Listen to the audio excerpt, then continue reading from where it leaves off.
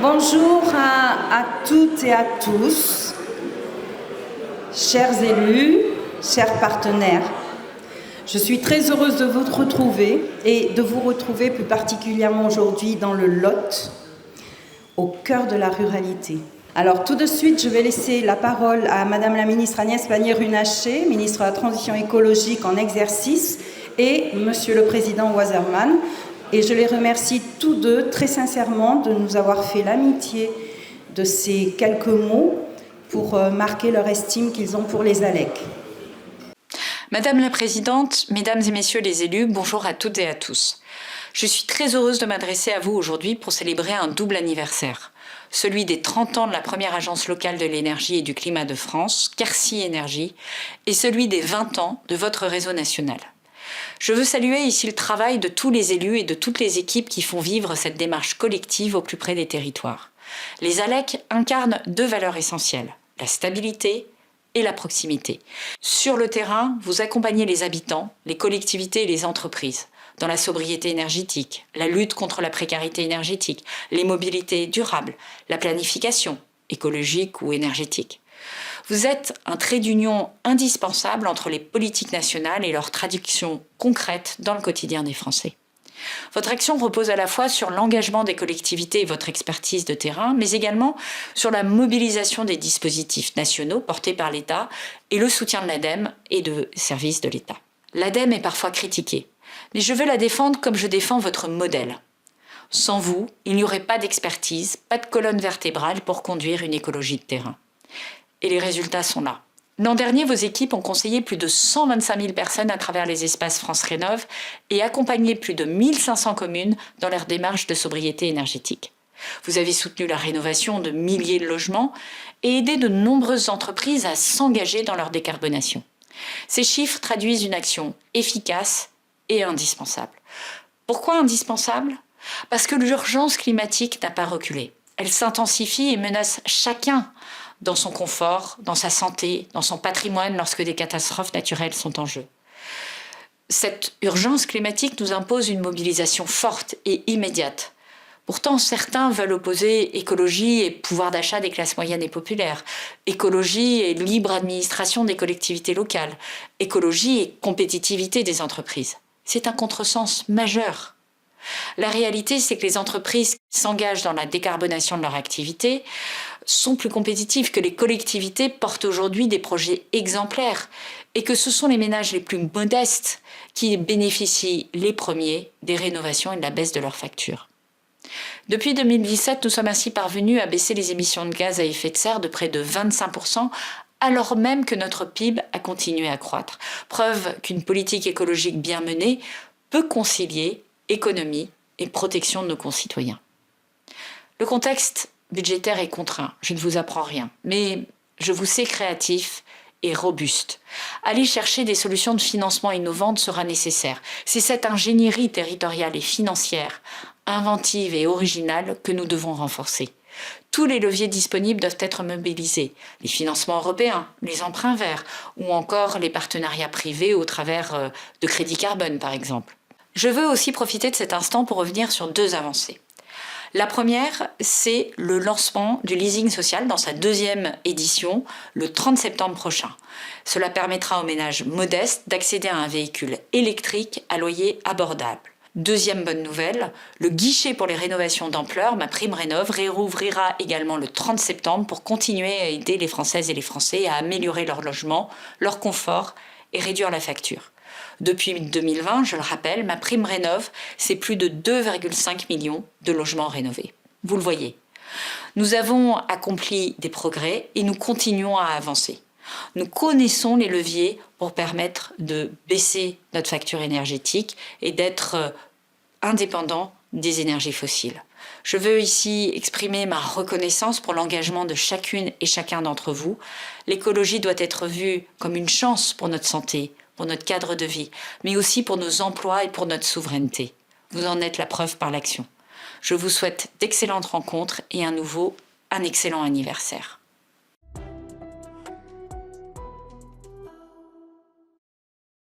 Mesdames et messieurs, bonjour. C'est avec un grand plaisir que je m'adresse à vous aujourd'hui pour l'ouverture des rencontres du réseau des ALEC. Je ne peux malheureusement pas être physiquement présent avec vous, mais je tenais à m'adresser à vous par ce message vidéo. Avant toute chose, je souhaite remercier les organisateurs de cet événement dont l'objectif est de partager les idées, connaître et faire connaître le réseau et renforcer cette dynamique. Cette édition est toute particulière. Il y a 30 ans, dans le Lot, où vous étiez réunis, naissait la première agence locale de l'énergie et du climat. Aujourd'hui, ce sont 39 ALEC qui couvrent près de 6000 communes françaises. Des structures territoriales créées par les collectivités qui accompagnent les élus, les entreprises et les habitants.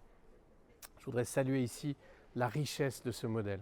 Un modèle européen, inscrit aujourd'hui dans le Code de l'énergie, mais profondément ancré dans les territoires français. Et je veux redire l'attachement historique de l'ADEME à ce réseau et à ce modèle. Les directions régionales de l'ADEME sont engagées aux côtés des ALEC depuis l'origine. Cette relation s'est tissée dans le temps. Elle est fondée sur la confiance, la complémentarité et la recherche permanente d'efficacité. Qu'il s'agisse d'accompagner les collectivités et les entreprises, de lutter contre la précarité énergétique ou de développer les énergies renouvelables, les ALEC sont au rendez-vous. Et elles le font dans un esprit que je salue tout particulièrement, celui de l'alliance entre les territoires ruraux, urbains et métropolitains. Aujourd'hui, vous êtes réunis à Cahors et j'en profite pour saluer mon ami Jean-Luc Marx, maire de Cahors, que j'ai connu dans une autre vie. Pour cet anniversaire, le signal envoyé est essentiel, celui d'un réseau, le réseau des ALEC, uni et actif au cœur de l'action publique locale pour la transition écologique. Je veux également souligner que cette dynamique territoriale au service de la transition est aussi celle que porte le réseau Élus pour agir, lancé par l'ADEME il y a un an, pour renforcer les liens avec les élus engagés et partager les expériences de terrain. Plus de 4100 élus nous ont rejoints à ce jour. Ce réseau est ouvert à toutes celles et tous ceux qui veulent des clés de décryptage de la transition écologique que nous leur proposons. Je souhaitais donc vous féliciter et remercier les élus qui président ces ALEC ainsi que les plus de 700 collaborateurs qui y travaillent parce que la transition écologique ne réussira pas depuis Paris. Elle réussira ici à Cahors, à Strasbourg, dans toutes les villes de France et plus largement dans chaque commune ou chaque ville où des femmes et des hommes s'engagent. Alors pour cet engagement, pour cette dynamique, merci et à très bientôt. Je vous remercie toutes et tous d'être venus, malgré le défi logistique que ça représentait en soi, de venir jusqu'à Saint-Géry-Vers. Et compte tenu aussi également des circonstances du jour, du moment. Je prie de bien vouloir excuser et avoir une pensée aussi quand même pour ceux et celles qui auront dû reporter leur venue, pour des raisons de contexte politique et social évidemment. Mais nos rencontres se déroulent dans ces jours de septembre 2025 avec des jours un petit peu singuliers qui nous échappent évidemment, mais je sais aussi que cela n'empêchera pas en rien notre événement d'être représentatif de notre réseau, c'est-à-dire déterminé, engagé et joyeux. Mais oui, cet événement se tient dans un contexte particulier. Je ne parle pas du contexte social d'hier ou du contexte politique de cette semaine, mais plutôt de l'année qui vient de s'écouler. Cet été, nous avons vu combien le climat était source de tensions, de grandes tensions. Les orages se multiplient depuis de nombreux mois et désormais, ils ne nous épargnent pas, notamment aussi sur les réseaux sociaux. Il est devenu difficile de travailler à lutter contre le changement climatique quand nous pensions qu'enfin le consensus était là. Les ALEC sont pourtant l'une des plus belles démonstrations que l'enjeu du climat n'est pas politicien, mais politique, au sens noble du terme. C'est un enjeu global, économique, social, de justice territoriale, impactant toutes et tous. C'est pour cela que notre modèle est partenarial, rassemblant toutes les parties prenantes et transpartisan. Peut-être un bon exemple à suivre. Notre fédération a eu 20 ans en 2024 et nous sommes ici pour célébrer les 30 ans de la première ALEC, Quercy Énergie.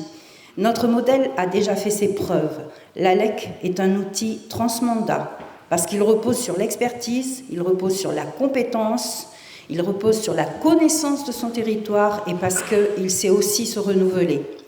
Je ne peux pas ignorer le contexte budgétaire, évidemment. Ce modèle doit en 2025 et en 2026, affronter un nouveau défi, celui qui pèse à la fois sur le monde associatif et sur les collectivités locales, mais les deux sujets étant intimement liés. Nous connaissons l'impact que nous avons dans les territoires. Nous allons sans doute devoir démultiplier les démonstrations, les preuves de cet impact dans ce moment qui est très exigeant face à des décideurs très exigeants.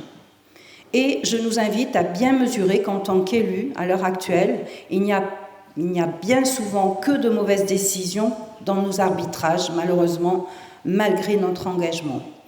Alors, donnez-nous la matière pour mieux défendre les enjeux climatiques et par là même l'impact des ALEC au cœur de leur territoire. Aidez-nous aussi en continuant d'être ce que vous êtes, des experts, mais aussi des acteurs créatifs, innovants, qui osent. Car je crois profondément qu'il faut aussi savoir chercher de nouvelles formes de partenariat, savoir travailler différemment les synergies, et je sais que les ALEC peuvent le faire. Alors je veux qu'elles osent le faire.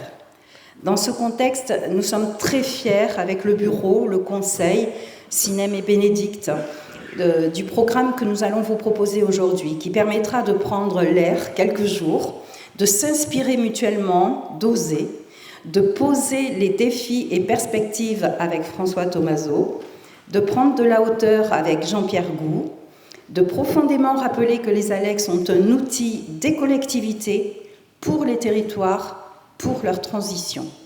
Par-delà les mandats, avec Thierry Simon et Thierry Bruyère, Daniel Dambard, Emmanuel Rivière et Claire Hurtaud. Cet après-midi viendra aussi le temps des ateliers. Merci à toutes celles et tous ceux qui se sont mobilisés pour les animer. Une belle démonstration de force du réseau. Et permettez-moi de remercier ici tous nos partenaires. Cet événement, il a été rendu possible grâce à vous. Chère Céline Vacher, l'ADEME Occitanie, vous représentez ici notre partenaire historique depuis 20 ans pour la Fédération. Merci d'être là. Chère Lila, Siloé, Romain, Philippine et grâce à EduRénov qui a été un partenaire tout à fait particulier depuis début 2024, qui nous a fait confiance. J'ai bien sûr une pensée pour Nicolas. Chère Julie, cher Eric d'Acté, notre nouveau partenaire, un partenaire naturel avec qui nous devons bâtir une relation d'apprentissage mutuel. Cher Sylvain, Christophe, Pierre de Synergiec, vous êtes par là peut-être, je ne vous vois pas. Ah, ils ne sont pas encore arrivés. Bon, vous êtes des acteurs récents, mais vous avez été les premiers à nos côtés. Et je n'oublie pas évidemment Olga de GRDF, un partenaire fidèle de la Fédération depuis de très longue date. Nous avons aussi pu compter sur cet événement, sur d'autres partenaires, heureux d'être à nos côtés, aux côtés des ALEC, évidemment, Enedis, chère Pauline, Cénova et Valorem. Donc, 3 derniers grands merci. Un grand merci à Dominique Biza, chère présidente, qui n'est toujours pas arrivée. Non. Bon, et Alban, évidemment, pour leur accueil. De nous avoir proposé ce lieu incroyable du Mas de Sabot, un lieu ressourçant, j'espère pour vous en tout cas. Un très grand merci à tous ceux qui se sont impliqués à un moment ou à un autre dans la préparation de ces rencontres, avec une pensée reconnaissante au groupe Projet, avec qui nous avons préparé ces rencontres. Cela rajoute justement Mathieu et Charline à Alban. Et enfin, un immense merci à Sinem et Bénédicte, notre toute petite équipe, qui n'ont pas compté leurs heures pour faire aboutir cet événement, vous le rendre facile et agréable, le tout en continuant évidemment à assurer leurs autres missions de la Fédération et en mettant un site entièrement refait, un site internet entièrement refait en ligne. Vous pouvez les applaudir.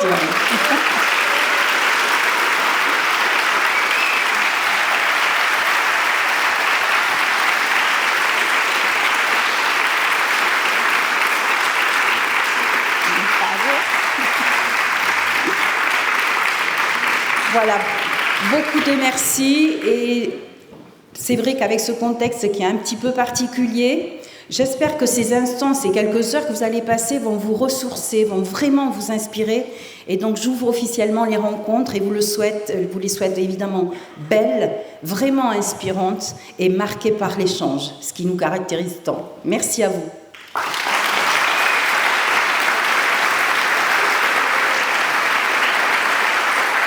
Bonjour à toutes et à tous. Comme je l'ai déjà dit hier soir lors de notre Assemblée générale, je suis extrêmement heureuse d'ouvrir aujourd'hui ces rencontres nationales de flammes ici à Cahors, près de Cahors, pardon, en Occitanie, dans notre bonne province, notre magnifique province du Quercy. Lors des dernières rencontres nationales à Montreuil, au dernier moment, on m'avait demandé de prendre la parole en lieu et place d'Aurélien Pradier, qui finalement n'avait pas pu attraper son avion. Et aujourd'hui, je prends à nouveau la parole en lieu et place de Dominique Bizat, notre présidente, qui malheureusement a du retard ce matin sur la route. Alors, il ne faudrait pas que cela devienne une habitude.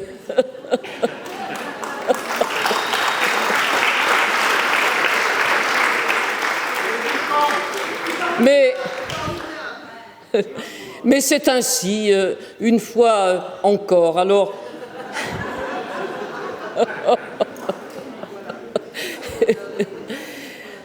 vous êtes venus et Dieu sait que Alban, moi et quelques autres, nous avons fait tout ce que nous pouvions pour que vous veniez loin de Paris, loin des grandes métropoles, dans ce merveilleux territoire du Quercy. Ici, vous avez, j'en suis sûre, déjà remarqué, et j'espère que vous prolongerez votre séjour et que vous pourrez par conséquent le remarquer en toute hypothèse, la beauté et la richesse de notre territoire, des paysages préservés, un patrimoine d'exception, des villages qui respirent l'authenticité et surtout des habitants qui savent conjuguer respect de l'environnement,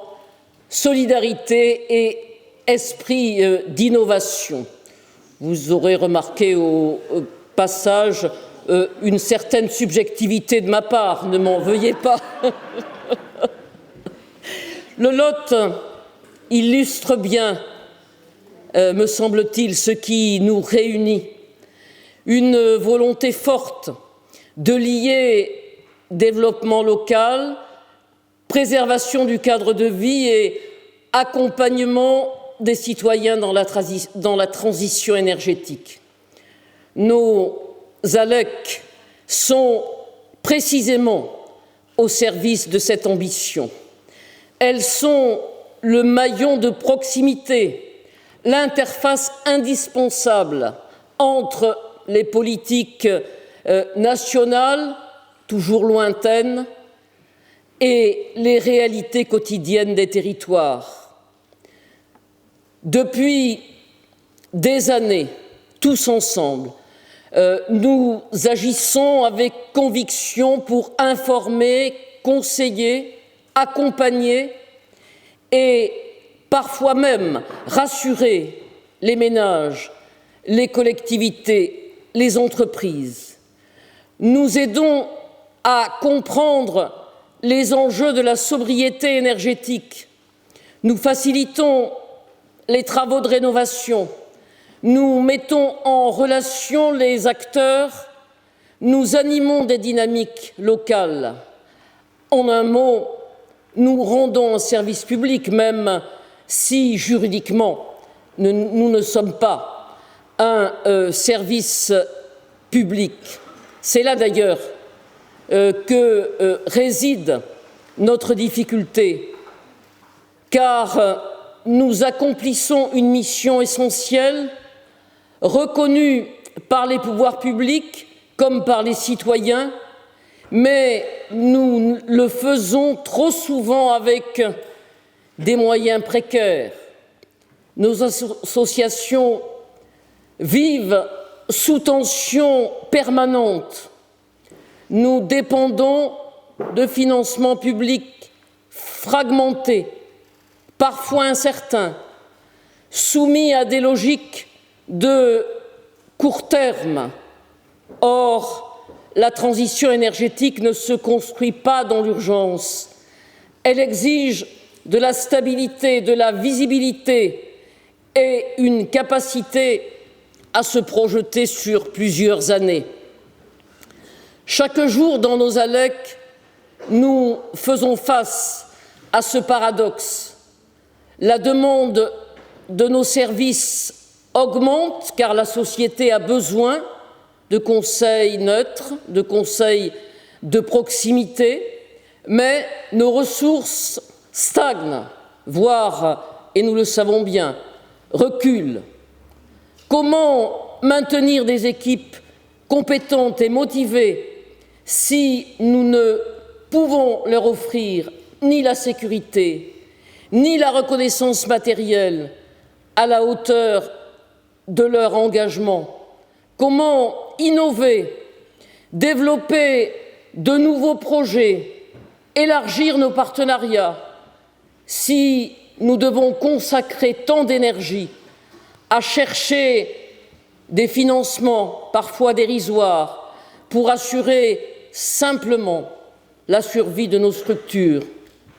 Il y a un risque réel que, faute de soutien suffisant, certaines associations disparaissent, laissant des territoires entiers sans accompagnement. Et ce serait une perte immense pour la transition énergétique française. Nous ne pouvons pas laisser ce scénario se produire.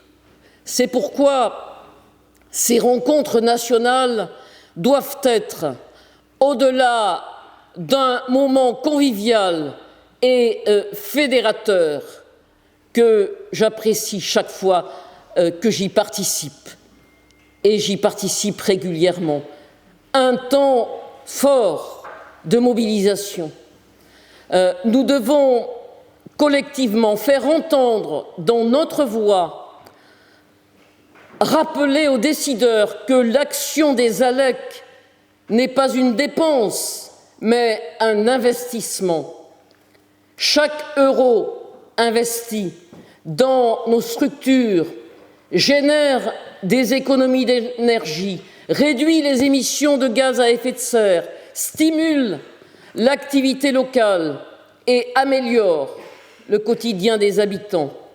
C'est une chaîne de valeurs vertueuses au service de tous. Ici, dans le Lot, nous avons la chance d'être accueillis par un territoire exemplaire qui croit en la force du collectif et dans l'importance d'agir à l'échelle locale. Inspirons-nous de cette énergie pour renforcer nos coopérations, partager nos bonnes pratiques et consolider notre réseau Flamme. Car c'est ensemble que nous serons plus forts, en mutualisant nos savoirs, en affirmant notre légitimité, en construisant des alliances avec les élus, les institutions, les entreprises et, bien sûr, avec les citoyens. Chers amis, je nous souhaite, durant ces rencontres, des débats riches, des échanges sincères et des projets concrets. Je nous souhaite aussi de retrouver dans ces paysages du Quercy la force tranquille et la détermination qui doivent guider notre action. Nous avons choisi de servir l'intérêt général, parfois dans l'ombre, toujours avec passion. Nous méritons d'être entendus, reconnue et soutenue à la hauteur de notre rôle, en ouvrant officiellement ces rencontres nationales en lieu et place de Dominique, que je vois arriver là-bas au loin. Je forme le vœu qu'elle marque une étape décisive, celle de la reconnaissance pleine et entière des ALEC comme acteurs incontournables de la transition énergétique en France. Merci de votre attention.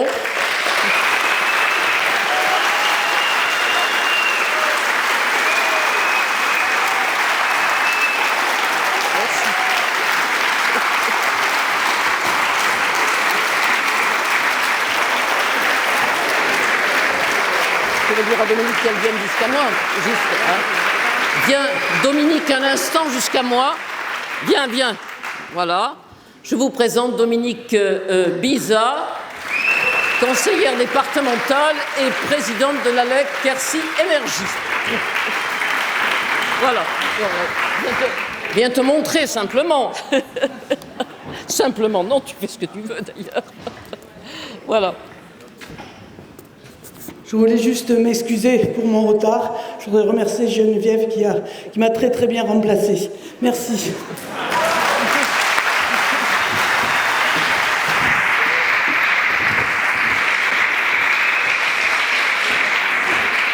J'appelle Céline Bachet, directrice régionale de l'ADEME Occitanie. C'est bon, ça fonctionne. Merci de votre patience. Donc, j'en étais aux 30 ans de Quercy Énergie. J'étais en train de vous dire que j'étais très heureuse que vous ayez choisi l'Occitanie et particulièrement ce département du Lot pour vous rencontrer cette année. Vous l'avez entendu, le président de l'ADEME a insisté là-dessus, notamment sur le partenariat historique entre l'ADEME et les agences locales de l'énergie et du climat. Ce que je voudrais dire, c'est que pour moi, c'est un partenariat comme on les aime à l'ADEME. D'abord parce qu'entre l'ADEME et les ALEC, on va dans le même sens, on poursuit un même objectif, mobiliser sur les territoires au service de la transition écologique. Et c'est aussi des partenariats que je décrit toujours comme des partenariats gagnant-gagnant. Non seulement on va dans la même direction, mais en plus on a besoin l'un de l'autre. D'une part, l'ADEME, sans les relais de proximité, on n'est rien. Voilà, ce n'est pas les directions régionales qui sont en capacité d'accompagner l'ensemble des acteurs et on a clairement besoin de vous. Voilà, donc vous êtes là pour diffuser nos dispositifs, porter les messages, accompagner les porteurs de projets vers des projets de qualité qui répondent à leurs besoins. Et gagnant-gagnant parce que vous êtes là pour nous et on est là pour vous en mobilisant nos financements et parfois auprès de certaines ALEC en nous impliquant même dans votre gouvernance. Voilà le sens de ce partenariat gagnant-gagnant. Alors je ne vais pas revenir sur ces partenariats historiques et tout ce qu'on a pu faire ensemble. Moi je voudrais juste dire les 4 raisons parmi tant d'autres pour lesquelles les agences locales de l'énergie et du climat sont importantes pour nous et ça a déjà été dit un peu dans les propos précédents. D'une part, je reprends les termes de notre président, vous l'avez sûrement déjà entendu, il dit souvent « la transition écologique sera territoriale ou ne sera pas ».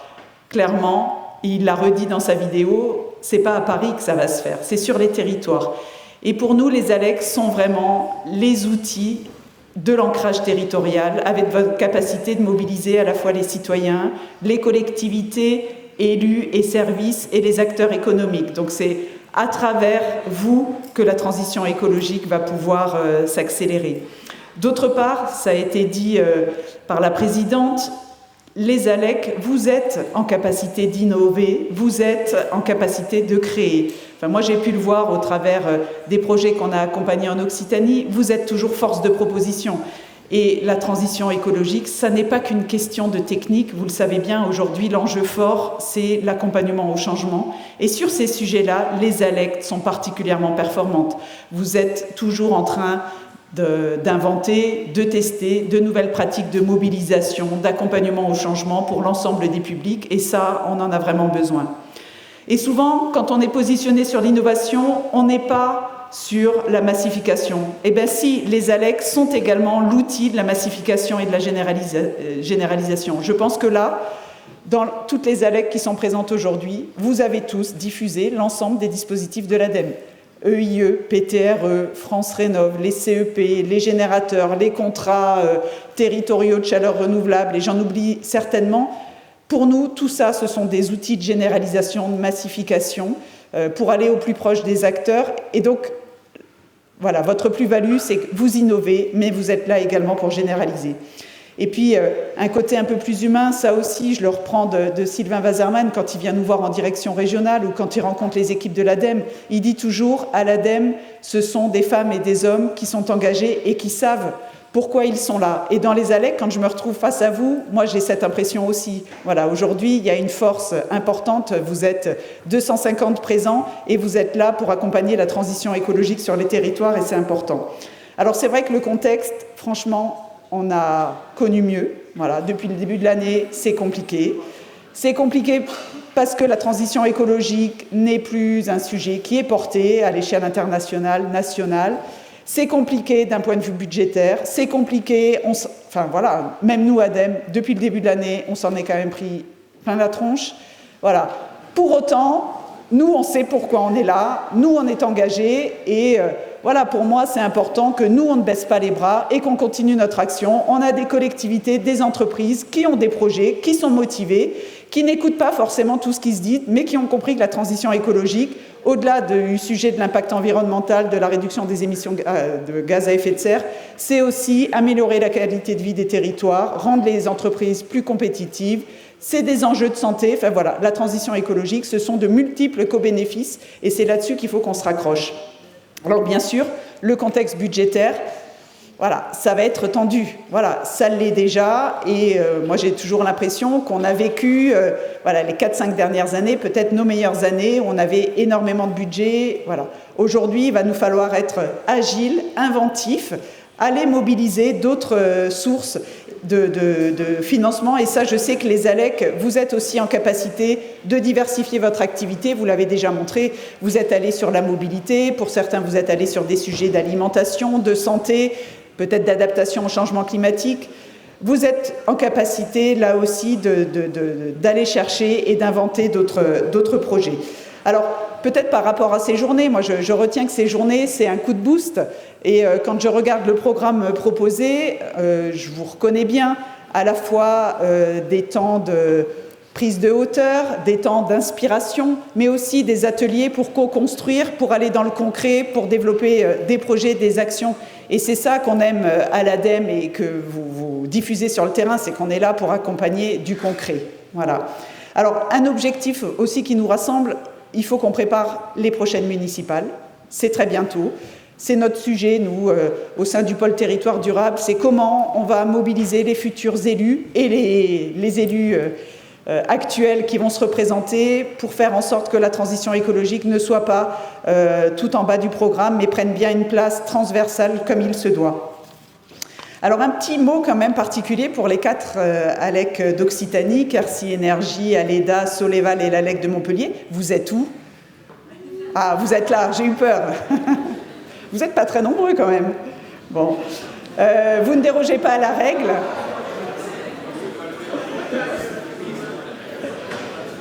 Vous ne dérogez pas à la règle de ce partenariat historique. Voilà, je le redis, très bon travail ensemble depuis de très nombreuses années.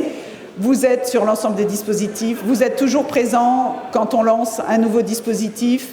Voilà, et vous savez que l'ADEME Occitanie a à cœur d'animer ces relais et insiste toujours très fortement sur l'importance que ces relais travaillent entre eux à l'échelle territoriale, à l'échelle régionale, au service des porteurs de projets.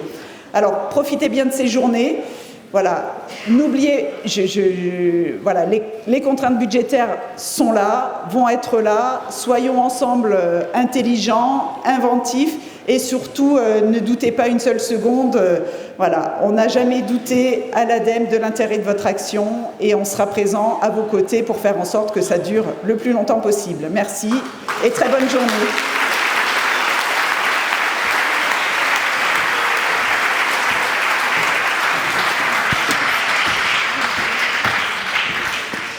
Et je vais tout de suite appeler François Tomaso. Bon, bonjour à tout le monde. Le temps que le PowerPoint arrive, je vais peut-être commencer par D'abord, pouvoir remercier le réseau Flamme, remercier Maryse, Bénédicte pour l'invitation. En fait, quand j'ai croisé Maryse aux assises de la transition énergétique, elle m'a dit il faut vraiment que tu viennes à Cahors, ce serait sympa, je suis même prêt à décommander un ministre pour que ce soit toi l'invité. Et c'est là qu'on voit le sens politique, il n'y a plus de ministre. Donc au final, j'ai accepté sur cette invitation. Bravo Maryse. Donc aujourd'hui, je vais venir vous parler des travaux de l'Institut de l'économie pour le climat, qu'on appelle chez nous I4C ou I4C. C'est bon, ça marche ? Merci beaucoup. Sur les financements climat dans les collectivités. Je vais essayer de faire bref pour laisser un temps d'échange parce que c'était vraiment l'objectif. Avant ça, je vais présenter vite fait qui je suis et qui surtout nous sommes. Alors, l'Institut de l'économie pour le climat, I4C, vous l'avez peut-être déjà croisé dans vos différentes lectures parce que nous sommes souvent repris dans les documents institutionnels, dans la presse, etc. Nous sommes un think tank. Alors, le think tank, c'est un objet qui n'est pas toujours très bien identifié dans le contexte français, c'est beaucoup plus commun chez les anglo-saxons. En gros, on a deux piliers dans notre action. On fait de la recherche, en l'occurrence pour nous, c'est de la recherche en économie, avec un objectif d'impact. Donc on est un peu à la frontière entre un laboratoire universitaire et une ONG à plaidoyer. Et donc vraiment, je vais dire, moi j'encadre une équipe de 7 chercheurs, 4 qui travaillent spécifiquement sur les finances locales et 3 qui travaillent sur le financement de l'adaptation à toutes les échelles de l'action publique. Et ces personnes, 2/3 de leur temps est dédié à réaliser des études robustes, sérieuses, transparentes sur l'économie du climat, et 1/3 de leur temps est dédié à porter ces travaux auprès des acteurs publics, privés, des décideurs, etc. D'où notre présence dans des instances comme ici, qui est tout à fait naturelle au-delà du plaisir de vous voir. Un petit mot sur le programme collectivité. Depuis 2017-18, l'Institut de l'économie pour le climat a structuré une action sur les collectivités. Je vous invite à aller vous abonner à notre newsletter et à suivre un petit peu ce que l'on fait. On essaye de publier des travaux qui sont actuels et qui sont souvent très repris. Moi-même, j'ai rejoint cette équipe il y a quelques années, après un parcours en collectivité. Donc moi, les ALEC, je les ai d'abord connus comme partenaires. J'ai travaillé au départ, comme on est ici, entre territoriaux, donc je vais dire où j'ai travaillé. J'ai travaillé dans le Vaucluse, dans l'Hérault et à la ville de Clermont-Ferrand, dont j'ai été le directeur des finances, et j'ai retrouvé quelques voisins ici. Et donc, j'ai rejoint cette équipe et on essaye de développer nos projets dans 2 directions. D'abord, renseigner la photographie générale des finances locales, comment elle est percutée par le sujet du climat. Et l'objectif pour nous est de peser sur le débat national. Et deuxièmement, et c'est ce que je vais vous présenter aussi, de développer des aspects très concrets, très opérationnels, très utiles pour que nos travaux nationaux irriguent la vie pratique des collectivités. Et donc vous, en tant qu'expert des ALEC, on espère que vous trouverez aussi dans les ressources méthodologiques qu'on met en ligne de quoi accompagner les collectivités. Mais je vais vous le présenter juste après. Alors, dans la commande, j'avais décidé de faire tenir en un temps réduit, que je vais surveiller, des propos pour prendre de la hauteur et en même temps être très concret. Parce que je pense qu'ici, on est nombreux à venir du monde de l'opérationnel, et que souvent, quand ça dysfonctionne en haut, on va dire, c'est souvent par l'action qu'on arrive à faire avancer quand même des projets. Et donc, je vais essayer de tenir ces deux bouts de la commande. Alors, d'habitude, je fais des présentations à des gens moins experts que moi sur les sujets énergie-climat. Donc là, aujourd'hui, je vais être très rapide sur les sujets généraux. Mais quand même, ça vaut toujours le coup de rappeler dans quel contexte on se place et de rappeler qu'on est à un moment évidemment charnière des politiques climatiques, puisque dans le cadre notamment du Green Deal, qui faisait lui-même suite à l'accord de Paris, nous avons décidé collectivement, les pays européens et la France en particulier, d'accélérer notre diminution des émissions de gaz à effet de serre. Et singulièrement en France, on a mis en place des documents de planification écologique. Alors moi, je ne suis pas un grand fan de ce terme, on pourra y revenir dans les questions si vous voulez, mais il a le mérite d'exister, qui vise justement à dire comment nous allons y arriver, à indiquer un chemin.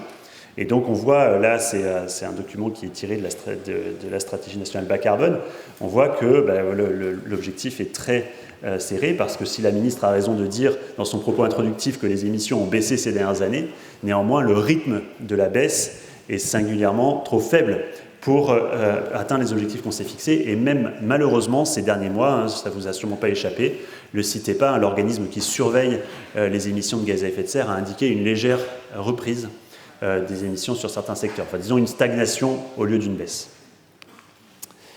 De plus en plus, ce sujet a été identifié comme un sujet macroéconomique en soi. Et je voulais juste, pour il y a énormément de choses à dire, on pourra en parler des heures. J'ai un cours de 20 heures à la fac là-dessus, donc je vais essayer d'être très bref.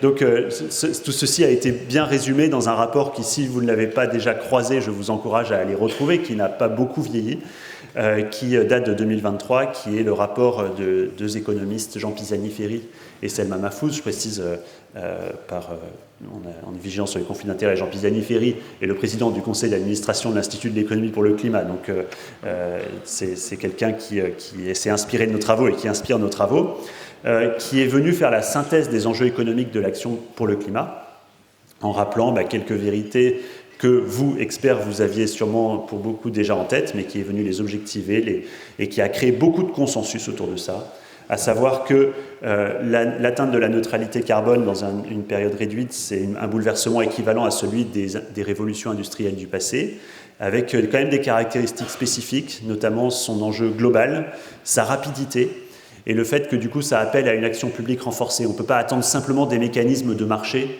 qui conduisent cette transition. Il n'y a pas de rentabilité spontanée de la transition. Deuxièmement, c'est un terrain académique qui est en permanente évolution. Ça, on le voit bien quand on est dans un think tank. Il y a toujours des travaux qui sortent et qui viennent affiner notre connaissance du sujet. Néanmoins, il y a un point qui est aujourd'hui très consensuel. Si on veut arriver à la transition bas carbone, il va falloir investir. Et ça, vous allez beaucoup m'entendre parler d'investissement aujourd'hui. Pourquoi il faut investir ? Parce qu'il y a trois piliers principaux que vous connaissez parfaitement. Premièrement, il y a le pilier production d'énergie, alternative aux énergies fossiles. Donc pour ça, il faut de la capitalisation. Deuxièmement, il faut investir sur l'efficacité énergétique. Pour pouvoir se passer des énergies fossiles, il faut des implantations industrielles, des logements qui soient plus économes en énergie. Et ça passe par des rénovations, par de l'investissement sur le capital productif. Et troisièmement, parce que la sobriété, ce qu'on appelle la sobriété, qui la grande famille des émissions qu'on évite par le changement des comportements, elle n'est pas spontanée, elle peut nécessiter des infrastructures préalables. Par exemple, si on veut que les gens fassent du vélo et renoncent à l'usage de leur voiture, ce qu'on range dans la catégorie plutôt de la sobriété bien souvent, il faut des infrastructures préalablement au développement de la pratique cyclable. Tout ceci a un coût économique, puisque tous ces investissements ne viennent pas, comme ils l'ont fait toutes ces dernières décennies, au service de la productivité, ils viennent au service de la décarbonation, donc on peut s'attendre à un ralentissement de la croissance du PIB. C'est une transition qui est spontanément inégalitaire, ça on le connaît bien, on pourra y revenir. Or, le coût ne sera acceptable pour les populations que s'il est équitablement réparti. Et il y a un impact considérable sur les finances publiques en général, dont les finances publiques locales. C'est ce que je vais développer juste après. Les ordres de grandeur, je ne vais pas vous balancer des milliards, ça ne parle pas forcément à tout le monde, mais simplement là je reprends, c'était principalement pour vous donner un message simple, c'est que les ordres de grandeur des milliards d'euros à investir sur la décarbonation sont aujourd'hui relativement consensuels en France. C'est le point que je voulais développer. Parce que ça, ce sont les chiffres du rapport Pisani-Ferry-Mahfouz, donc des universitaires, avec tout un staff derrière eux de gens experts, mais le petit graphique que j'ai tiré là, et je l'ai tiré des documents de la communication officielle du gouvernement, en l'occurrence des travaux du secrétariat général à la planification écologique. Et quand on lit les travaux de Bercy, qu'on critique bien souvent, mais Bercy s'est structuré sur ces sujets de décarbonation ces dernières années, en fait, ils ne disent pas autre chose. Tout le monde est d'accord sur l'ampleur du défi et la nécessité de conduire ces investissements. Ce qui, aujourd'hui, n'est pas consensuel, c'est le comment on y arrive, la répartition de l'effort. Et c'est à ce stade qu'on est. Comment ça évolue ces derniers temps ? Eh bien, pas très bien. Malheureusement, là aussi, les nouvelles ne sont pas incroyables. Après, on va dire, une bonne décennie d'accélération, on va dire avec quand même l'année spécifique du Covid, où on a noté que les investisseurs publics et privés ne cessaient d'augmenter leurs investissements sur tout ce qu'on connaît, rénovation énergétique, amélioration des processus industriels, transport collectif, etc., etc. Les investissements dits climat, de décarbonation, ont tendance à se tasser. Et on n'a pas de perspective, on va dire, très forte pour que ça réaugmente en 2025. Donc, qui dit tassement alors qu'on a des besoins élevés, dit que plus ça va, plus la marche va être élevée. Donc voilà, on perd un peu de temps. Les ordres de grandeur sont sur le diaporama ou sur nos publications, j'insiste pas. Et à côté de ce sujet des investissements pour l'atténuation du changement climatique, pour la décarbonation, on a un deuxième sujet qui se structure, qui est celui de l'adaptation. Et nous, à l'Institut de l'économie pour le climat, on ne fait que du climat, on ne s'intéresse pas, contrairement, j'imagine, à certains d'entre vous, à d'autres sujets environnementaux, type biodiversité, gestion des ressources, etc. Nous, on ne s'intéresse qu'au climat. Mais en revanche, on s'intéresse bien aux deux volets des politiques climatiques d'égale importance. Et donc, le sujet de l'adaptation commence à se structurer. Et on s'aperçoit qu'il implique également pas mal d'enjeux économiques. C'est quoi les coûts de l'adaptation? Pour le dire en quelques mots, les coûts de l'adaptation, c'est en fait le cumul de 3 séries de coûts qui sont à évaluer, à organiser, et qui dépendent ensuite de choix politiques dans leur répartition. Donc c'est d'abord les coûts de l'anticipation, c'est-à-dire qu'on va améliorer en amont la robustesse d'un certain nombre d'infrastructures par rapport à des événements climatiques qu'on redoute ou dont on sait qu'ils vont se produire. C'est les coûts de la réaction, c'est-à-dire qu'une fois qu'un événement climatique s'est produit, on doit reconstruire, on doit réhabiliter, on doit réparer. Et puis ce sont toutes les pertes résiduelles, les pertes de chances socio-économiques qui sont consécutives à la survenue d'un événement climatique. En l'occurrence, là, c'est pour un exemple sur un réseau de transport. Et donc l'adaptation nous conduit, avant de parler de chronique de coûts comme on fait sur la décarbonation, l'adaptation nous invite surtout à nous poser la question de quel modèle d'adaptation nous voulons, quel choix nous avons à faire. Je vais prendre un exemple très simple. Si nous avons une route qui est située sur une frange littorale régulièrement submergée, je me tourne vers Glenn, puisqu'il vient de Bretagne, donc je ne sais pas si le cas se présente dans l'agglo de Brest. On sait que c'est une route, par exemple, quand on discute avec les grands-parents, elle était submergée à peu près une fois tous les 3 ans, quand il y avait un cumul, grande marée, entrée maritime, etc. Bon, déjà, on s'aperçoit qu'avec les premières conséquences du réchauffement climatique, c'est déjà une fois par an. Mais quand on fait les études prospectives sur la France à plus 4 degrés, si vous avez des questions là-dessus, on pourra y revenir, on s'aperçoit que ce ne sera plus une fois par an, ce sera 3 fois par an ou 4 fois par an à horizon 2050. Qu'est-ce qu'on fait de cette route?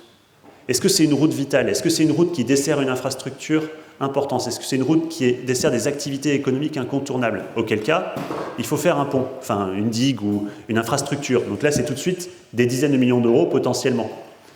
Mais si cette route, elle est pas si importante que ça, que finalement, il s'agit juste qu'il y a un autre chemin pour arriver à sa destination. Il s'agit juste en fait de mettre un plot à l'entrée et à la sortie quand il y a des événements climatiques, et puis après on nettoie et ça coûte seulement quelques centaines de milliers d'euros.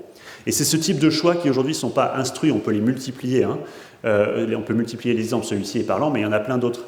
Et c'est ce type de choix auquel nous conduisent les politiques d'adaptation. Néanmoins, on va sortir demain un rapport sur les besoins et moyens de l'adaptation en France aujourd'hui. Donc je répète, n'hésitez pas à vous abonner à notre newsletter, comme ça vous l'aurez demain dans votre boîte aux lettres. La prime d'intéressement des chercheurs d'I4C est liée au nombre de clics sur la newsletter, donc c'est pour ça que j'insiste. Et donc qu'est-ce qu'on dit dans ce rapport? C'est que quand on parle des moyens de l'adaptation, en fait, il y a une face émergée et une face immergée. Et vous qui travaillez sur ces sujets, je pense que vous allez vite voir, en fait, il y a les moyens émergés, c'est-à-dire ceux qui sont vraiment directement dédiés à l'adaptation et qu'on est capable relativement de chiffrer à la fois dans les moyens qu'on suit et les moyens nécessaires. Donc, par exemple, quand on va parler, je vais prendre un exemple concret, les agents qui sont mis pour la mission adaptation qui est conduite par l'ADEME avec le CEREMA, etc. Donc on est capable de dire aujourd'hui combien il y a de TP dans cette structure, de chiffrer combien ça représente, et on est capable de dire à peu près, si on veut qu'elle double de volume dans les 5 ans qui viennent, voilà à peu près ce que ça coûterait. Donc là, ce sont des moyens dédiés à l'adaptation. Mais l'adaptation, c'est aussi le continent englouti de tous les moyens qui contribuent à l'adaptation, c'est-à-dire qui ne sont pas directement construits ou qui ne sont pas directement dédiés à cet objet, mais qui contribuent à l'embarquer. Par exemple, la rénovation énergétique des bâtiments publics. C'est le levier parfait pour embarquer l'adaptation des bâtiments publics aux vagues de chaleur qu'on va rencontrer de plus en plus intenses et de plus en plus fréquentes. Quand on refait un bâtiment public aujourd'hui, on embarque l'adaptation pour qu'il soit adapté au climat futur. Ça évite d'avoir à le refaire pour deux raisons, d'avoir à le bâtir pour deux raisons. Donc, en fait, c'est vraiment ce réflexe de l'adaptation dans tous les investissements d'infrastructures qu'il faut qu'on réussisse à conduire. Alors, les collectivités locales. Petit point timing. Oula, oui, il faut que j'accélère un petit peu. Petit point timing. Alors, côté collectivité, il y a une dynamique bien réelle de l'action. J'imagine, enfin, peut-être pas d'ailleurs, mais en tout cas, moi, en tant qu'agent territorial, je l'ai senti, et agent public, globalement, je l'ai senti ces dernières années. La place de la transition par rapport au moment où je suis rentré dans les collectivités, on va dire au milieu des années 2000, et aujourd'hui, ça n'a plus rien à voir. Et tout le monde est monté en compétences, le sujet est monté en priorité auprès des élus, il y a une attente sociale qui est plus forte, et bien ça se traduit dans des investissements que l'on voit à la hausse ces dernières années. Là aussi, on a une petite inquiétude sur les derniers mois, mais on va suivre ça de près. Néanmoins, on a des besoins qui restent considérables. C'est-à-dire que si on regarde en 2022, nous on a évalué à peu près 8 milliards d'euros les investissements de décarbonation. Là, on est vraiment sur ce volet-là, conduit par les collectivités. Si on veut arriver aux objectifs de la stratégie nationale bas carbone, on évalue qu'il va falloir faire plus que x2 d'ici à 2030. Pourquoi une telle facture pour les collectivités ? Eh bien, parce que la SNBC, c'est pas toujours très connu, c'est un parti pris de sa part qui est nécessairement critiquable. Il y en a peut-être d'autres. Mais il y a peut-être d'autres options, mais elle repose beaucoup sur 3 sujets qui reposent énormément sur les collectivités. La rénovation des bâtiments publics, le report modal vers le transport collectif et le vélo, qui sont des infrastructures portées par les collectivités. Et troisième point, c'est les 3 points principaux qui concernent. Donc aménagement cyclable, rénovation et transport collectif, plus après des petites choses sur le renouvellement de la flotte des véhicules, des collectivités, etc. Ce qu'on n'intègre pas là-dedans, c'est la contribution des collectivités aux investissements qui sont conduits par d'autres acteurs, par exemple privés. Notamment les aides que les collectivités peuvent dédier à la rénovation des logements des ménages, ce qui sont un sujet qui existe dans plein de territoires. Aujourd'hui, on fait comme si, en gros, il y avait uniquement les ménages qui finançaient leur propre rénovation avec éventuellement des aides de l'État. Et ce sujet de la place des collectivités là-dedans n'est pas clairement identifié. Il y a des leviers de financement. Donc on a plusieurs études sur le sujet. Je ne vais pas détailler, mais en gros, nous, on a identifié 4 familles de leviers, ce qu'on a envie d'expertiser pour voir comment est-ce qu'on peut accélérer encore.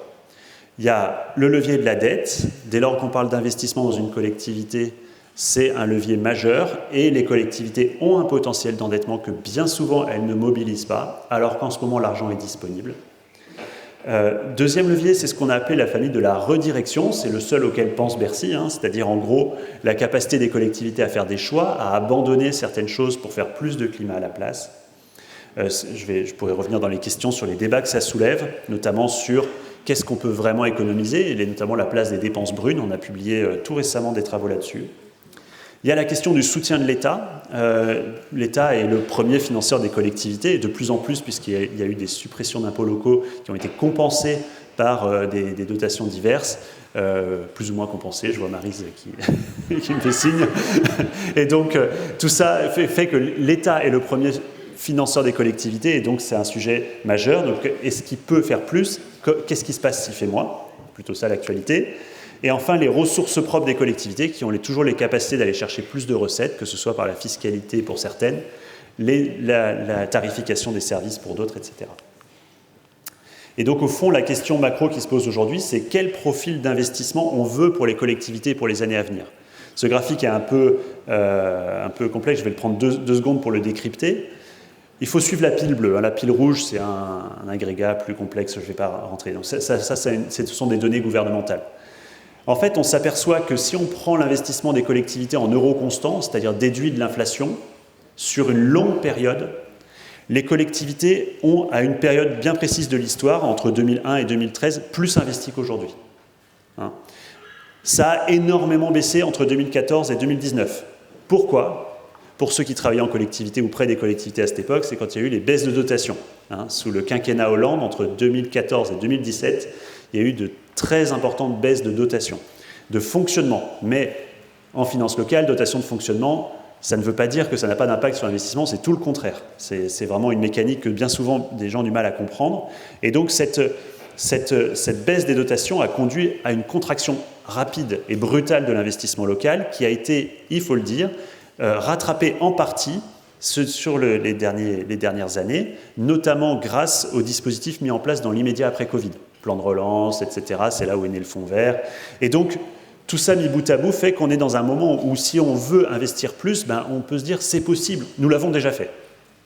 Mais simplement aujourd'hui, dans le cadre du PLF version Bérou, que moi je surveillais de très près, je faisais partie d'une instance qui s'appelait la Conférence financière des territoires, donc avec toutes les discussions qui avaient lieu sur ce sujet, c'était pas vraiment la direction qu'on était en train de prendre, je pourrais y revenir dans les questions s'il y en a.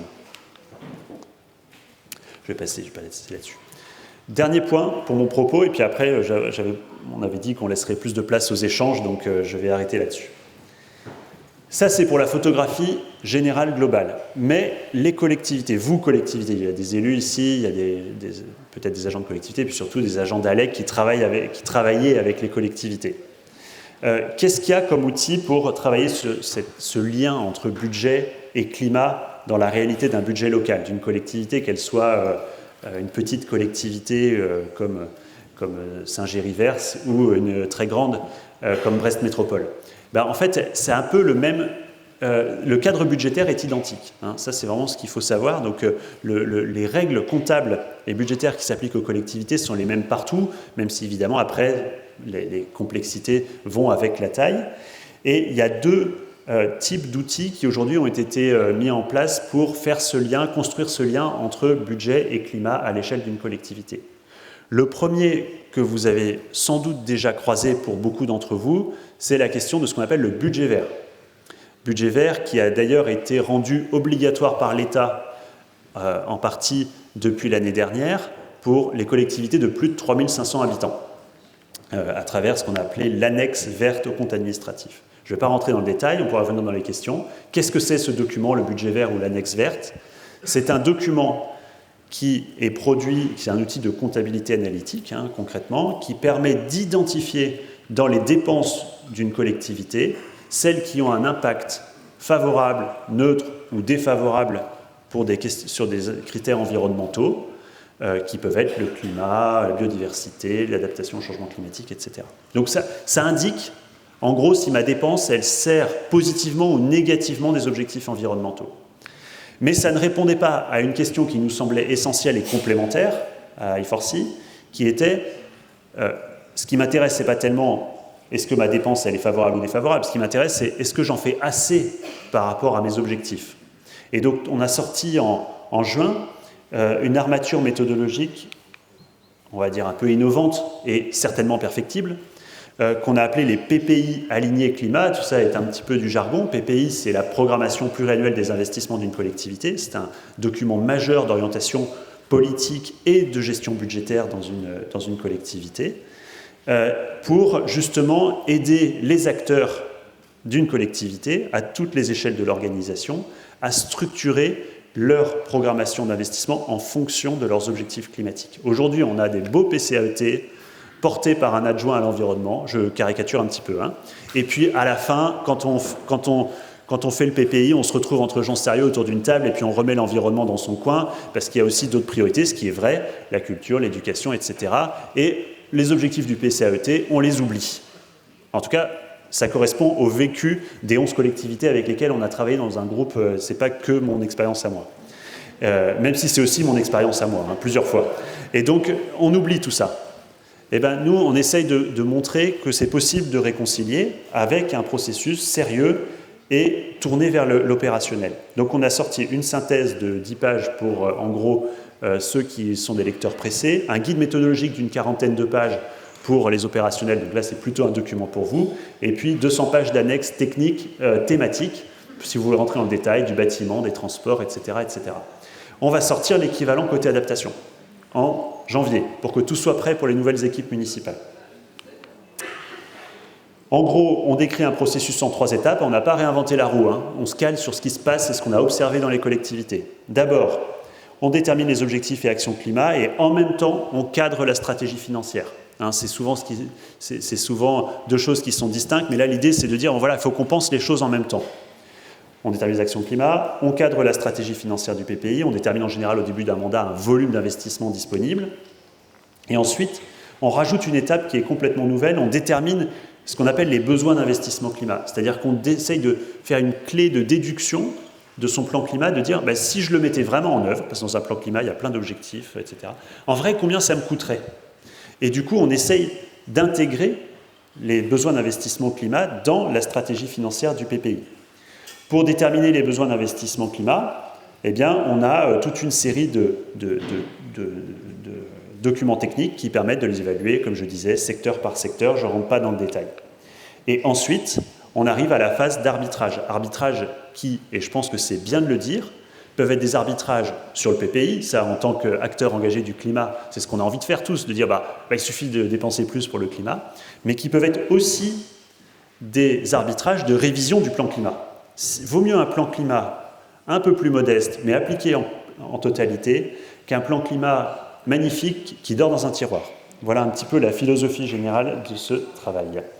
À côté de ça, on a rajouté des facteurs de réussite qui ne surprendront personne, qui correspondent à la vie des collectivités, mais je ne vais pas détailler plus que ça, et je suis plutôt à votre disposition s'il y a des questions, des remarques. Je précise que tout ce que fait I4C est gratuit, c'est notre modèle, c'est disponible en ligne, c'est fait pour être utilisé, il y a des ressources, on fait des webinaires qu'on met en ligne pour les techniciens, voilà, donc n'hésitez pas à suivre tout ça sur notre page et on mettra d'autres choses en ligne.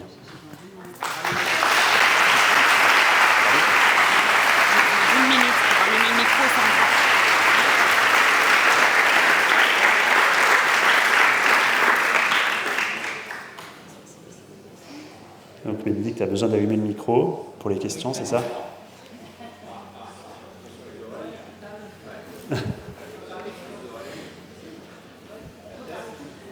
Je peux passer celui-là en attendant.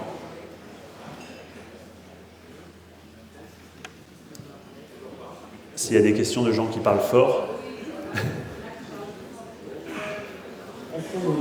Ah oui. Voilà, s'il y a des questions sur le macro, le micro, le budget 2026.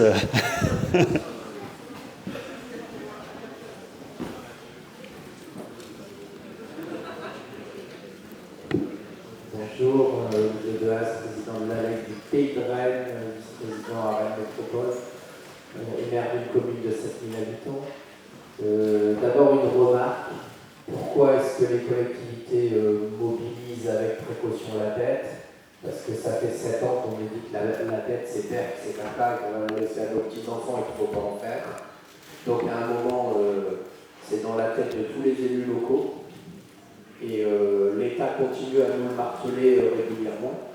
Donc ça finit par peser et du coup ça finit par limiter aussi les investissements, en particulier quand on doit avoir recours à la dette. Ça c'est une première remarque. Et la deuxième, c'est plutôt une question.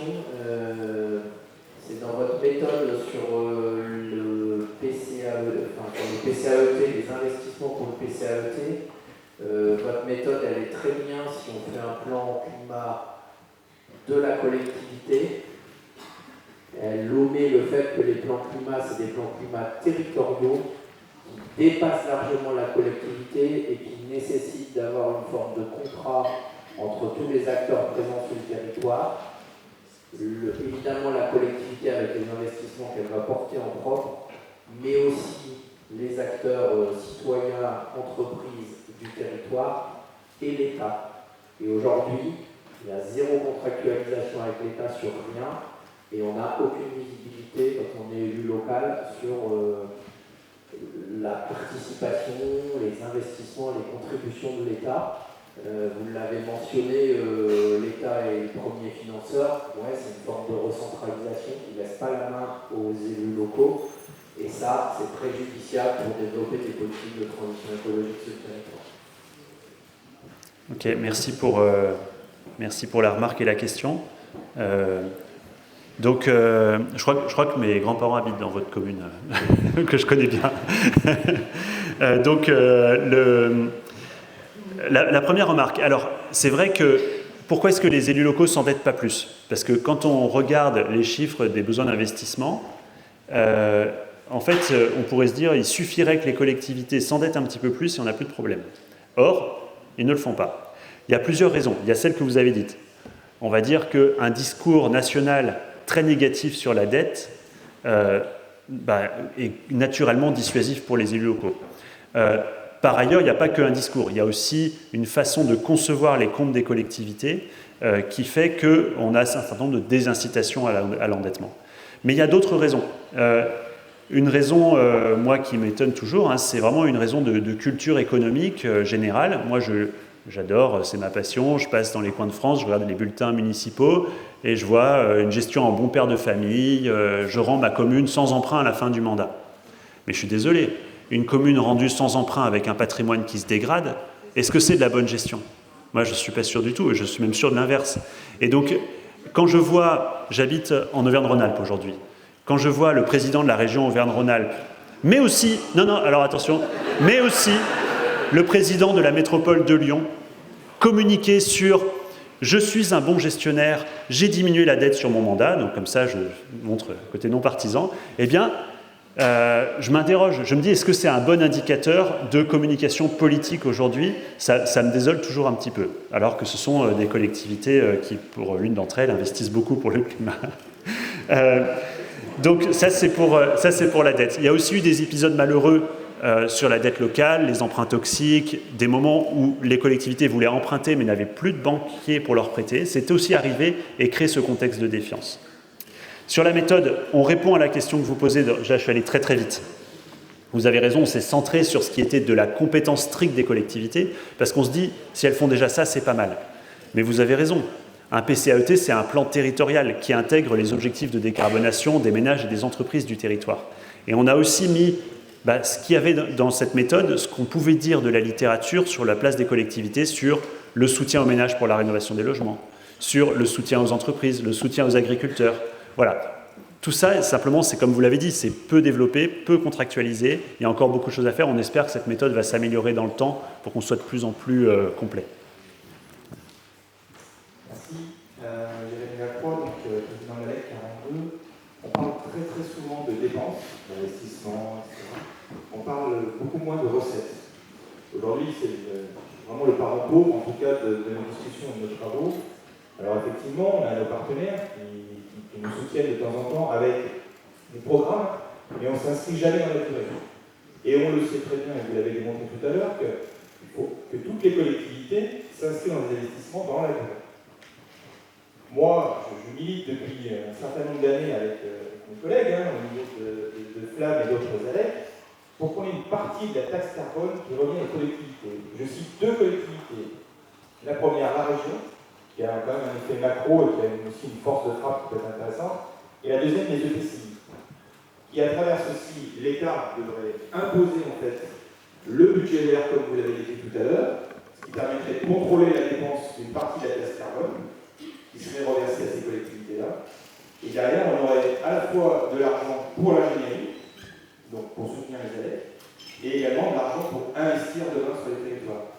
Et au moins, on sortirait un petit peu de cette morosité. On sait qu'on va rentrer dans des temps qui sont difficiles. Justement, c'est le moment justement de changer le niveau de la fiscalité. Oui, merci pour la question, la remarque. Il y a un sujet sur la fiscalité locale qui est énorme, qui ne concerne pas que le climat d'ailleurs. On a réformé par opportunités successives, en faisant des mesures parfois un petit peu démago, de suppression d'impôts, etc. Et on a remplacé, au final, la fiscalité locale ne ressemble plus à rien. Elle n'est ni efficace, elle ne correspond pas aux services publics qui sont rendus, elle n'est pas juste. Et donc, vraiment, il y a mais voilà, je suis un peu sceptique sur notre capacité à mener des réformes fiscales d'ampleur pour les collectivités à très court terme. Donc, chez nous, on n'a pas développé d'ingénierie spécifique sur ce sujet fiscal local. Concernant la taxe carbone, il faut dire aujourd'hui déjà les régions sont attributaires d'une partie de la TICPE, donc la taxe sur les produits pétroliers.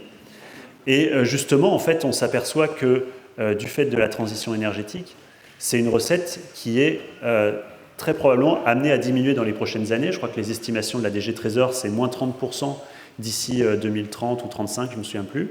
Donc en fait, c'est une bonne nouvelle. On va moins consommer d'essence si tout va bien.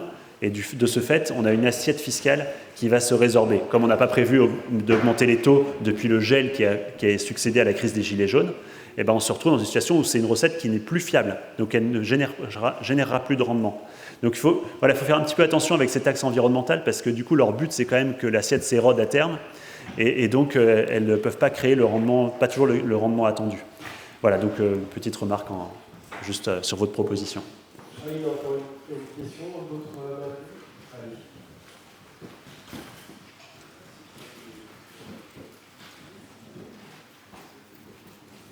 Oui, bonjour, merci beaucoup pour votre présentation.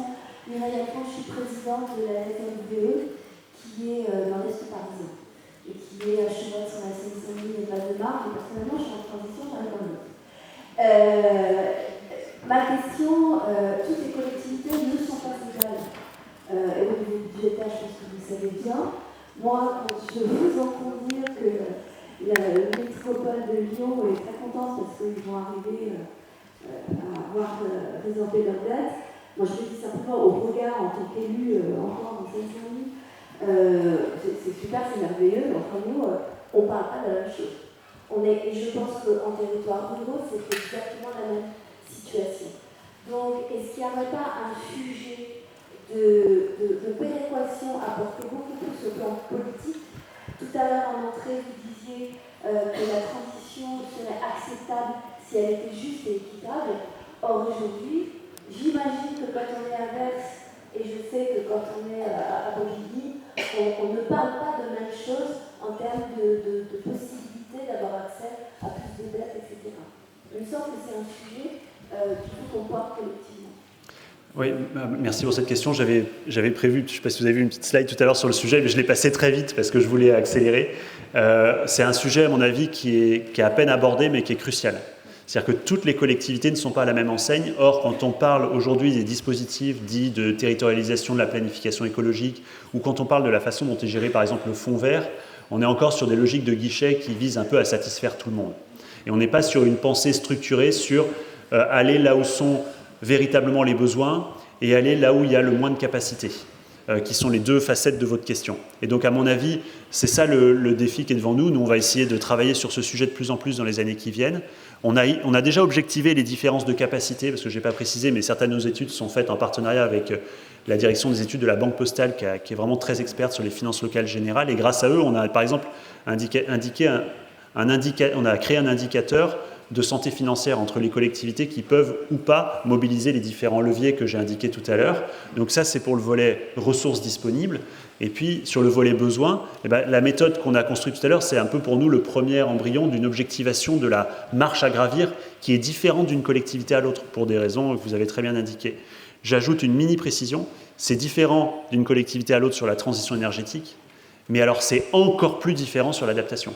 Parce que là, pour le coup, on est sur des conséquences et des impacts du changement climatique qui sont encore plus territorialisés que les sujets de transition et qui, pour certaines collectivités, les placent déjà aujourd'hui au pied du mur. Certaines collectivités vulnérables à l'érosion du littoral, vulnérables aux inondations, vulnérables à des phénomènes d'éboulement sur la voirie, se retrouvent vraiment aujourd'hui dans l'incapacité déjà physique de faire face aux charges qui reposent sur elles. Et donc ça, il faut qu'on l'objective. Sinon, on n'aura jamais une réponse adaptée si on continue à gérer tout le monde pareil et pas une tête qui dépasse. Oui, je suis d'accord. Une dernière. Bonjour, Charline de la République de Saint-Brieuc. Alors moi, je vais revenir sur des trucs beaucoup plus terre à terre. Là, on a vu des chiffres sur l'investissement pur de rénovation, d'aménagement, etc. Moi, ma question, c'est est-ce qu'on est capable d'identifier les investissements qui ont été utiles et ceux qui ont été faits, mais qui n'ont servi à rien, parce qu'on s'est trompé, parce qu'on a été trop vite, parce qu'on n'a pas appelé son conseiller de la LEC avant de prendre la décision. Donc, est-ce qu'on est capable d'identifier ça? Parce qu'on sait, nous, sur le terrain, on en voit plein des investissements ratés. Pas que ça, mais il y en a.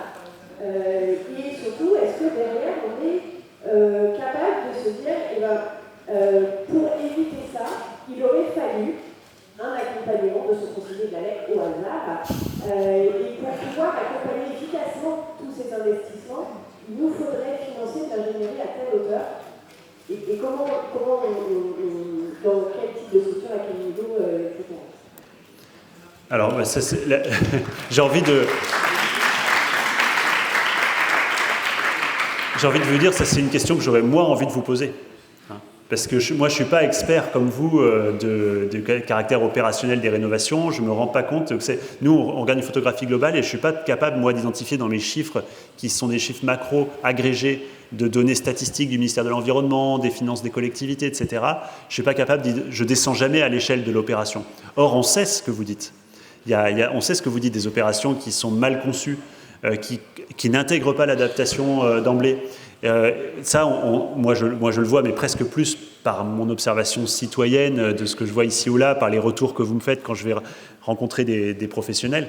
Mais ça, c'est vraiment plutôt, je dirais, aux ALEC de structurer ce suivi de du musée des horreurs de la transition. Est-ce qu'on peut construire quelque chose ensemble pour avoir une méthode qui nous permette d'identifier ça et de vous alimenter et que ces messages-là vont aussi au plus haut? Je ne sais pas si on va être les meilleurs pour vous accompagner là-dessus, mais pourquoi pas, reparlons-en. Il y a des très bons experts du bâtiment chez nous. En tout état de cause, je réponds un peu en parallèle à une question que vous avez posée. Je parle beaucoup d'investissement, mais effectivement, vous avez mentionné l'ingénierie, le capital humain, l'expertise, la compétence, tout ce qu'on veut. C'est indissociable en réalité de l'ingénierie et de l'investissement. C'est-à-dire qu'il n'y a pas d'investissement si on n'a pas préalablement des gens pour concevoir les stratégies, des gens pour monter les opérations, qui soient des gens en interne ou des gens en soutien comme le réseau des ALEC. Et donc ça c'est un peu plus difficile à objectiver les besoins. On l'a fait quand même dans des études que vous trouverez sur notre site. On a essayé de mentionner voilà, combien ça coûterait les besoins d'ingénierie dans les collectivités. C'est un peu plus difficile, mais c'est central. Et je termine par un petit plaidoyer pro domo, parce que ici vous êtes tous surtout focalisés sur les sujets énergie-climat et votre expertise là-dessus, mais il faut aussi des compétences d'ingénierie financière. Il y a 2-3 ans, j'ai vu une stat dans la Gazette des communes, un poste de directeur des finances sur 10 était vacant, était non pourvu, une faute de candidats en France à cette époque-là.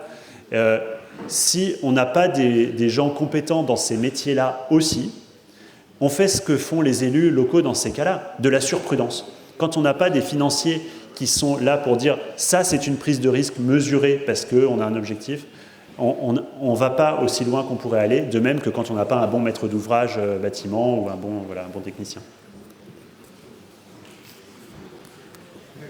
C'est fini. Merci beaucoup.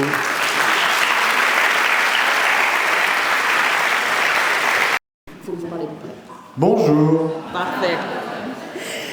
Donc Thierry Simon, vous êtes maire de la Capelle Cabanac dans le Lot. C'est un village de 174 habitants. À peu près, oui. Il y avait 172 il y a quelques années, maintenant nous sommes à 174. Et on vous a interrogé dans le cadre du plaidoyer. Au départ, on voulait vous interroger sur un projet de production de coopérative d'ENR. Et vous nous avez livré un plaidoyer beaucoup plus fort, en fait, sur l'audace, la nécessité d'être audacieux quand on est élu. Parce que, pour rappel, vous avez donc effectivement créé une coopérative de production d'électricité citoyenne, mais par ailleurs, vous étiez élu en 2008 sur la base d'un écoquartier dans le Lot, dans un village de 174 habitants. Comment on fait émerger un tel projet et c'est quoi les clés du succès pour faire réussir un tel projet? Les clés du succès, c'est à mon avis essentiellement la chance. On a eu la chance d'être élu sur un programme qui comportait ce écoquartier. Donc à partir du moment où on est élu sur un programme qui comporte un écoquartier, eh bien non seulement les habitants savent de quoi on va parler, mais les élus, ça les libère en même temps. C'est-à-dire qu'à chaque fois qu'il y a une question un petit peu complexe, où on sent qu'on sort un petit peu des clous et que ça risque de ne pas être totalement... ça risque de pas passer forcément très bien vis-à-vis de la population, on a été élu sur ce programme. On a été élu sur ça. Donc comme on a été élu sur ça, on y va. La deuxième chance, c'est que on s'est rendu compte très rapidement qu'on était incompétent. qu'en termes de écoquartier, on était incompétent en matière d'urbanisme, on était incompétent sur les domaines du paysage, on était incompétent sur le domaine de l'architecture. Et donc, on a passé énormément de temps à trouver des gens compétents autour de nous. Donc, on s'est appuyé sur le CAUE, on s'est appuyé sur le département, on s'est appuyé sur des tas de gens pour trouver les gens compétents pour le faire. La troisième chance qu'on a eue, c'est que on a une population qui est très réceptive aux réunions publiques. Donc à chaque fois qu'on lance un projet, à chaque fois qu'on développe un projet, on fait des réunions publiques sans forcément savoir ce que l'on va avoir comme conclusion, pour recueillir des avis, pour recueillir des sentiments, pour recueillir des orientations, et ensuite on les agrège. C'est pas mal ça déjà, non? C'est déjà très bien, mais je suis pas sûre que ce soit beaucoup de chance, c'est beaucoup de recherche, et c'est de dire les choses. Et alors, vous avez effectivement interrogé sur le projet de coopérative de production d'électricité, et je vais vous reposer la question que vous avez préparée dans notre entretien préparatoire. Est-ce que c'est un projet que vous recommanderiez à d'autres? Est-ce que c'est un projet que je recommanderais à d'autres? Je ne sais pas. Est-ce qu'il est notre rôle de chercher à fournir à nos administrés, à nos concitoyens, un moyen d'avoir de l'énergie à prix stable sur les 15 ans qui viennent? Est-ce que c'est de notre rôle de chercher à fédérer la population autour de faire ensemble quelque chose? Votre question est complètement bête.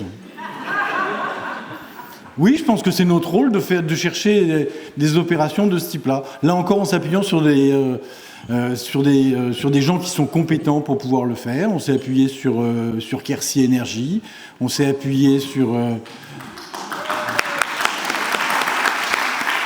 Et ce projet, il a émergé un jour en réunion publique où on a demandé à Alban de présenter le bilan d'une opération qui consistait à offrir des diagnostics sur la rénovation énergétique à nos concitoyens. Souvent, ils ne savent pas comment s'y prendre. Donc, Quercy Énergie a fourni ça. Et Alban a dit, comme ça, et si on essayait d'aller vers l'autonomie énergétique? Un phare, Alban, un phare dans la nuit. Non, mais c'est vrai. Et ben, les gens se sont levés et ont dit, oui, c'est ça qu'on veut. En réunion publique, comme ça, alors que ça n'avait pas été annoncé, ça n'avait pas été préparé. Oui, c'est ça qu'on veut. On est derrière, on n'avait plus qu'une chose à faire, c'est trouver comment il fallait le faire. C'était un peu compliqué. Mais on a réussi. Aujourd'hui, on a une centrale de production d'électricité qui fournit à peu près 70 compteurs sur notre commune et sur les communes environnantes. On a un compte d'exploitation qui est à peu près stabilisé. On a la garantie de leur fournir de l'électricité un petit peu moins cher que le tarif réglementé heure creuse fourni sur les 15 ans qui viennent. Il n'y aura pas d'évolution. Ouais, c'était pas une mauvaise idée. Merci Alban.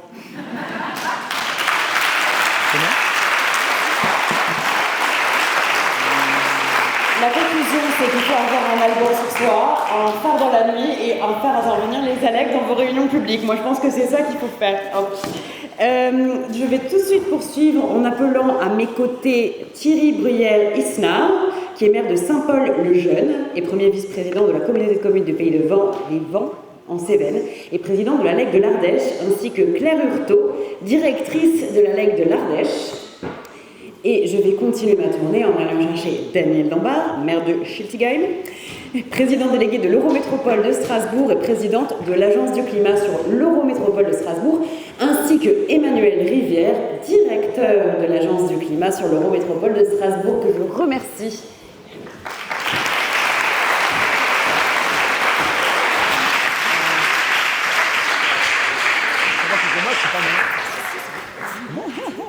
Vous pouvez vous asseoir. Salut, ça va?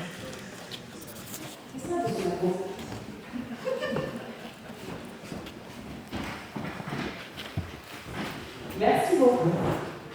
Comme vous l'avez constaté, nous avons deux binômes de l'ALEC, un directeur et un élu. Pourquoi on a fait cette table ronde? C'était qu'il paraissait aussi important de mettre en lumière la force du binôme dans les ALEC. Une ALEC, c'est vraiment une alliance particulière entre une vision stratégique et une équipe technique. Et on voulait et les mettre en lumière de ce point de vue-là, pour aussi rappeler les enjeux de complémentarité et interroger sur les forces et les succès de ces pays. Désolée. Non, pas du tout, vraiment pas. Donc, justement, Thierry, je vais commencer par vous. En fait, je vais vous poser une question, c'est qu'est-ce qui donne envie de s'engager dans une ALEC quand on est élu? Et je vous rappelle que nous sommes encore une fois à quelques mois des municipales et des élections communautaires, et que nous aurons prochainement peut-être de nombreux élus à convaincre. Donc c'est aussi ça que je vous demande d'avoir à l'esprit en répondant. Qu'est-ce qui vous a donné envie de vous engager dans l'ALEC? Bonjour à tous. Et donc oui, alors ce qui m'a engagé immédiatement, la réponse c'est l'indemnité qui va avec.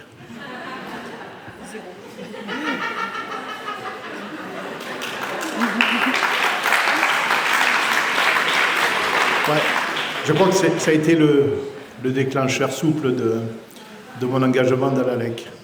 En fait, alors ça me fait revenir à ta question sur les municipales. Alors en fait, dans les municipales, il y a deux crans, puisqu'il y a faire un programme municipal avec des objectifs dans lesquels la transition aurait une place importante.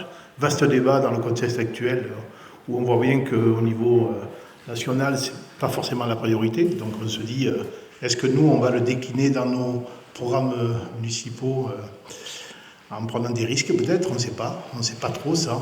Et puis il y a surtout le coup d'après, c'est une fois élu, comment on va réagir par rapport à la gouvernance des ALEC. Voilà, c'est un petit peu ça. Quand je fais le retour sur comment je suis devenu président de l'ALEC, c'est peut-être un hasard en fait. C'est donc du coup une remontée au niveau des conseils communautaires en disant qui veut participer à une ALEC, voilà, qui veut se lancer dans la représentativité, puis après accéder au conseil d'administration, puis pourquoi pas la présidence. Donc ça, je pense que là, c'est aussi un peu, comme a dit mon collègue maire tout à l'heure, c'est des fois le hasard de la vie ou le hasard des rencontres. Mais par contre, avec le recul, maintenant, ça fait combien d'années que je suis président? 4 ans, ouais. 4 ans. Donc je me dis que ce coup-là, il ne va pas falloir le rater. Pas parce que je veux être président la prochaine fois, parce que d'abord, je ne sais pas si je serai élu, déjà, et je sais, voilà, je ne sais pas faire de campagne électorale là-dessus, à ce moment, dans la période de réserve. Mais disons qu'il faut préparer les choses, et donc je me dis qu'à ce stade-là, il faut qu'on ait vraiment du lobbying sur les comités de communes et les représentants qui vont aller dans ces instances comme celle-là.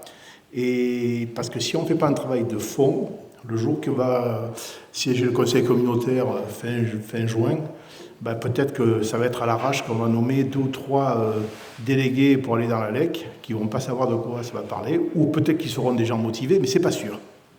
Voilà, c'est pas sûr. Donc du coup, avec Claire, on a décidé, alors je suppose que de nombreux ALEC le font, on va aller au congrès des maires de l'Ardèche, de la MFR, donc on va avoir un stand cette année, et on va être excessivement productif, notamment avec la plaquette que vous avez mis en œuvre sur le fait, on va essayer de rater personne, à la fois, bon, l'Ardèche c'est pas grand, donc on sait à peu près qui va se représenter et qui va pas se représenter, et on voit bien dans les adjoints, des choses comme ça, donc il va falloir qu'on arrive à vraiment cibler des gens pour qui on pourrait développer un intérêt sur aller dans ces structures-là. Ça, c'est la première étape, parce qu'on ne sait pas les résultats des élections, mais par contre, on s'est dit avec Claire que la deuxième étape, ça va être entre le mois de mars et le mois de septembre, prendre notre bâton de pèlerin, je ne sais pas si on peut dire comme ça, dans le pays de Compostelle, mais en tout cas, il va falloir qu'on y aille. Alors, est-ce qu'on est encore légitime parce qu'on n'est peut-être plus élu? Parce que ça, c'est un problème de statut par rapport à le fait que si on n'est plus élu, si je ne suis plus président, si je suis battu aux élections, je ne sais pas si j'ai encore la légitimité pour aller dans les collectivités. En tout cas, c'est pas grave, on ira quand même. Et on va essayer d'aller voir le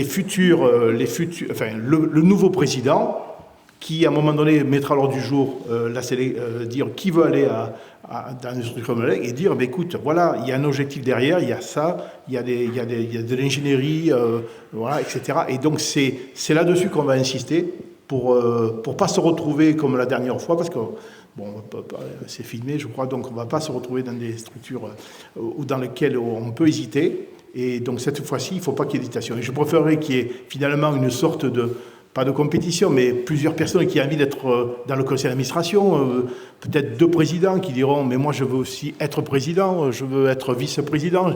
On aimerait avoir des candidatures spontanées, et à ce jour, ce n'est pas gagné, mais on va se battre. Donc de la pédagogie et un salon de l'air. Daniel, je vais vous dire, c'est un peu différent, parce que vous êtes la première présidente de l'Agence du climat. Vous avez écrit sous ce nom-là. Sous ce nom-là, vous êtes donc passé de 0 à 35 collaborateurs, ce qui est tout à fait remarquable. Est-ce que vous pouvez aussi nous redire pourquoi vous avez choisi ce modèle, le modèle de l'ALEC sur le métropole de Strasbourg? Alors bonjour à tous et à toutes. Alors évidemment, traverser la France pour se retrouver, c'était pour moi extrêmement important. Et merci beaucoup pour votre accueil à chacune et à chacun. Alors, à l'Eurométropole de Strasbourg, 33 communes, Strasbourg pèse pour la moitié. Dès notre arrivée en 2020 à la gouvernance de l'EPCI, nous avons déclaré l'urgence climatique. Donc cette urgence climatique a été le premier pas, finalement, fondateur. Alors, la métropole avait déjà son plan climat, mais qui n'était pas encore réellement mis en action. Et nous nous sommes dit, à partir de là, nous avons une responsabilité, qui est celle de devoir agir très concrètement pour que ça ne reste pas que des mots, mais que ce soit vraiment, voilà, que ça se décline de manière opérationnelle. Et l'objectif, c'était aussi que ça touche chacune et chacun, y compris les personnes dans les quartiers, y compris chacune des 33 communes, y compris le monde des entreprises. Et très vite, nous avons travaillé en préfiguration de la création d'une agence du climat que nous n'avions pas. C'est aussi paradoxal que cela. Il n'y avait rien. Et cette agence du climat, aujourd'hui, s'est déployée très très vite. Nous avons, à l'exécutif, fait ce travail de préfiguration pendant 6 mois et recruté ensuite le directeur, Emmanuel Rivière, qui est à mes côtés, avec qui j'ai le plaisir de travailler maintenant depuis 4 ans. Et très très vite, nous sommes montés en force pour trouver des locaux, pour recruter des gens. Et en tout cas, j'ai envie de dire, c'est une sacrée aventure. Et l'aventure a surtout démarré parce qu'à ce moment-là, une des premières choses que nous avions mises en place, c'était un engagement fort dans une ZFE. Et pour que cette ZFE puisse être acceptée, il fallait accompagner le changement. Ça a été dit tout à l'heure par, je crois, la présidente du Quercy. Accompagner ce changement, si ce n'est pas très concret, ben, ça ne fonctionne pas. Or, nous avons voulu que ce soit des salariés, des femmes, des hommes, qui répondent à toutes les questions qui pouvaient se poser. Et ensuite, après avoir mis en place ce guichet de la mobilité décarbonée, la question de l'accompagnement à la rénovation énergétique pour les communes a suivi, aussi par rapport à tout ce qui est isolation thermique, etc. Et puis, tout ce qui est végétalisation, déminéralisation, et enfin la consommation responsable, c'est peut-être le dernier volet qui reste encore à travailler. Voilà donc une façon de cranter les choses. Et puisque je porte la planification écologique en tant que vice-présidente, on m'a dit bah, c'est toi qui seras la présidente. Voilà, c'est comme ça que ça s'est fait. Maintenant, une fois dit, ce n'était pas encore fait, il fallait quand même réunir un conseil d'administration. Ça a été fait avec les membres fondateurs et ensuite un bureau. Et le bureau, effectivement, m'a désignée comme étant la présidente. Voilà. Juste un point, c'est que aussi le conseil d'administration, c'est un conseil personnalisé. Tout à fait. C'est aussi ça qui fait que le bouche à oreille a fonctionné finalement assez vite. Je vais quand même du coup me tourner vers Emmanuel pour revenir sur cette création et dire, vous avez demandé en fait quelles ont été les clés du succès, encore une fois 0 à 35, mais aussi les difficultés que vous avez pu rencontrer. Monsieur le directeur. Bonjour à toutes, bonjour à tous. Alors, les clés des succès, alors je vais rebondir déjà sur ce que Daniel Dambard a dit, c'était vraiment la forte volonté politique. le fait que Daniel porte à la fois la présidence de l'Agence du climat et puis la responsabilité du plan climat. Juste pour rappeler, dans nos statuts, ça commence par, dans le cadre du plan climat 2030 de l'Eurométropole de Strasbourg, les membres fondateurs décident de créer l'Agence du climat.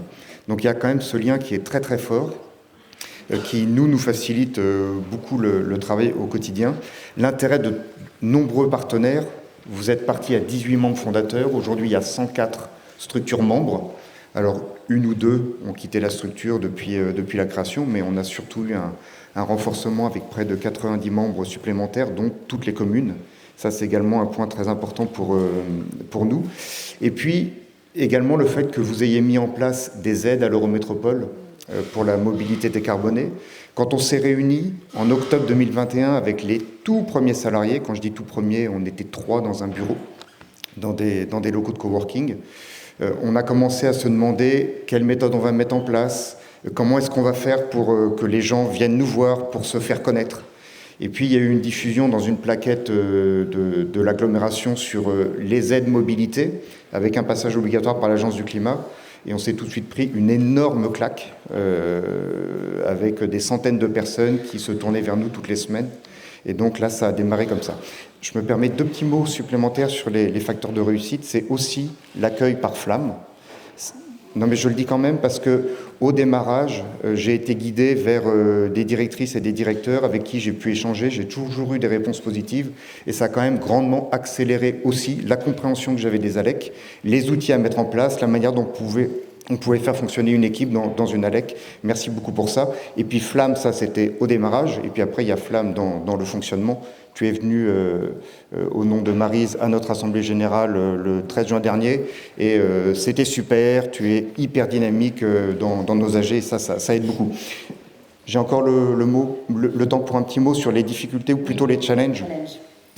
Alors évidemment, quand il y a un objet comme l'Agence du climat qui arrive et en 3-4 ans, il y a 35 salariés, il y a 104 structures membres, il faut faire sa place dans le paysage et il faut faire attention à bien respecter aussi les structures qui sont déjà en place.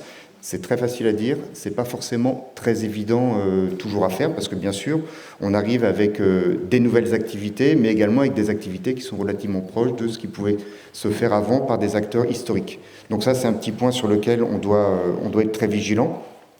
Un deuxième point qui est plus tourné vers l'interne. Daniel, tu as signé 48 contrats de travail depuis le démarrage de l'agence, le premier contrat de travail en octobre 2021. Aujourd'hui, on est 35. Ça ne veut pas dire qu'il y a un turnover énorme. Hein. Ça veut dire qu'on a des fins de stage avec des petits contrats de 2 mois pour permettre d'arriver au bout du travail, etc. On a un turnover au contraire qui est très faible.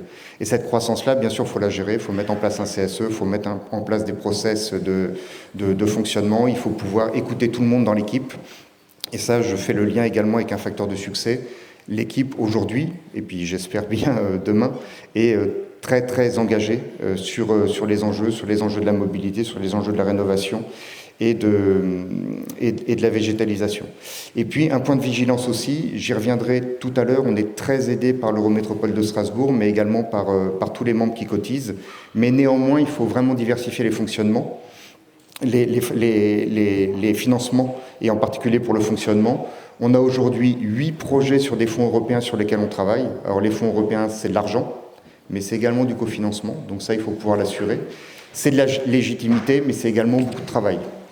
Et puis, dans la diversification des financements, un petit mot également pour l'ADEME qui est présente, qui nous soutient beaucoup, en particulier sur le conseil en mobilité.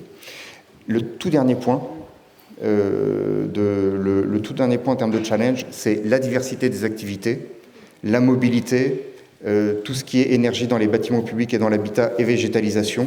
Alors c'est à la fois un challenge parce qu'il faut pouvoir couvrir tout ça, mais également une énorme opportunité. Aujourd'hui, les conseillères et conseillers France Rénov', dans leur process de conseil, ils ont également tous les enjeux d'adaptation de l'habitat au changement climatique. C'est important de la diversification, effectivement, de dire, parce que des fois, je sais que c'est une difficulté partagée, le fait qu'il ne faut pas oublier de recruter des fonctions support qui ne sont pas forcément faciles à financer. Donc et que tu as fortement tardé à recruter les fonctions support qui sont désormais là. Il y a 6 mois. Il y a 6 mois. Et effectivement,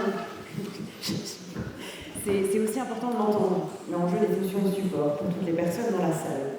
Claire, on retourne en Ardèche. Je suis désolée, il n'y a plus qu'un seul micro. Merci.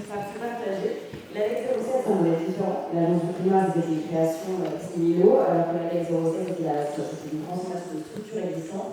Et moi, je voulais savoir quel était le rôle de la gouvernance. Est-ce qu'il y a des défis avec le rôle de la gouvernance pour accompagner cette transformation de structures existantes?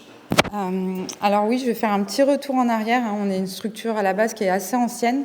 Donc l'association initiale, c'était Pôle Énergie, qui avait été créée en 1994 par des citoyens militants, en fait, à l'époque. Rapidement, les structures est devenue porteuse de l'espace info-énergie, qui était quand même une grosse activité à l'échelle du département de l'Ardèche. Et voilà, aux alentours de 2016, avec la montée en charge, en fait, enfin la montée en puissance en fait des collectivités sur les questions de transition, l'arrivée du service public de la rénovation qui devenait la compétence des collectivités, il est apparu en fait évident pour le directeur de l'époque et le président qu'il était nécessaire en fait de se questionner sur l'avenir de la structure.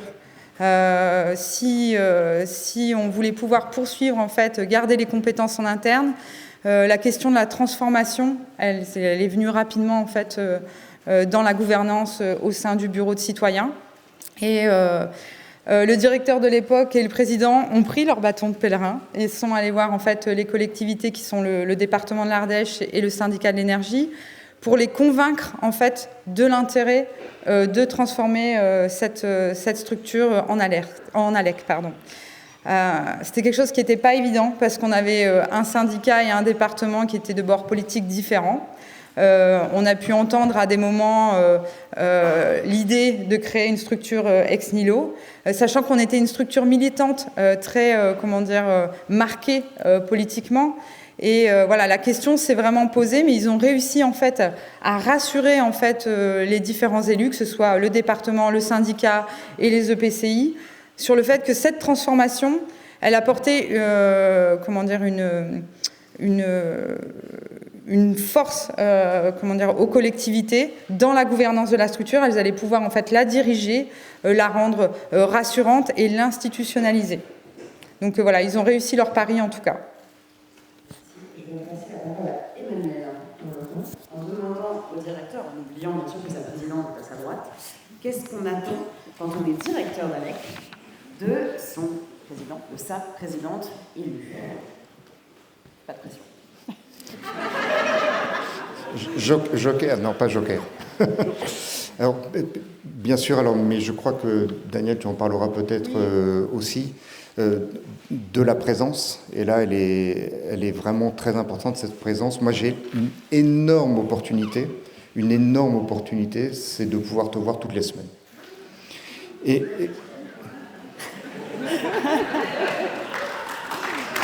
Voilà.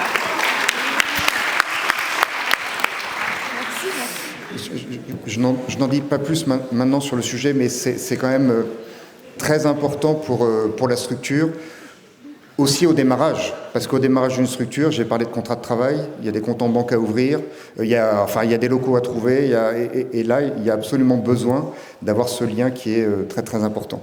Également que la présidente de la structure puisse à la fois défendre le budget, puisse contribuer à faire porter à très haut niveau aussi les intentions sur l'Agence du climat. Aujourd'hui, dans ton conseil d'administration, tu as réussi à faire en sorte que la maire de Strasbourg soit présente et elle participe à l'Assemblée générale, que la présidente de l'Eurométropole de Strasbourg soit présente et elle participe à l'Assemblée générale, et bien sûr les représentations des 104 structures membres, à la fois des communes, à la fois des institutions, à la fois des associations, à la fois des acteurs économiques. Donc ça, c'est quelque chose qui est vraiment très important. Et puis en termes de budget, et je ne l'ai pas dit en termes de facteurs de succès tout à l'heure, mais c'est quand même une réalité, c'est aussi de défendre les moyens. Sur la première demi-année, je vais donner quelques chiffres, mais c'est pour quand même illustrer le propos. Sur la première demi-année d'existence de l'Agence du climat, vous avez tout de suite mis 500 000 € en budget de fonctionnement, en subvention de fonctionnement. Et aujourd'hui, sur 2025, on a une subvention avec une cotisation d'à peu près 1,5 million d'euros. Ça nous donne des moyens très très importants, ça représente à peu près 59% du financement de la structure, et ça nous donne des moyens très importants, complétés par les financements européens, complétés par l'ADEME, complétés par tous les autres partenaires, puisque tous les acteurs, en particulier économiques, payent des cotisations pour agir.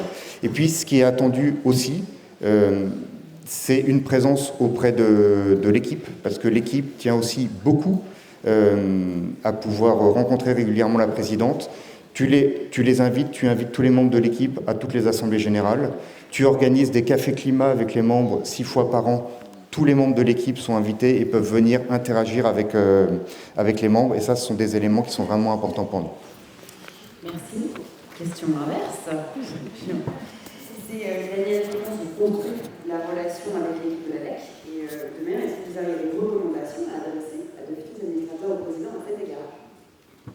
Alors, Emmanuel l'a dit, je repars de là d'où on est parti, c'est-à-dire un véritable cap sur l'accompagnement au changement, et cet accompagnement aussi et le conseil très personnalisé.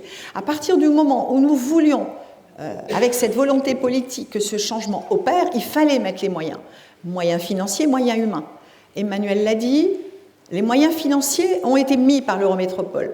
D'emblée, dans le budget prévisionnel dès 2021, a été prévue l'adhésion des 33 communes. Première mise, 15 centimes par habitant, c'est l'Eurométropole qui l'a posé sur la table.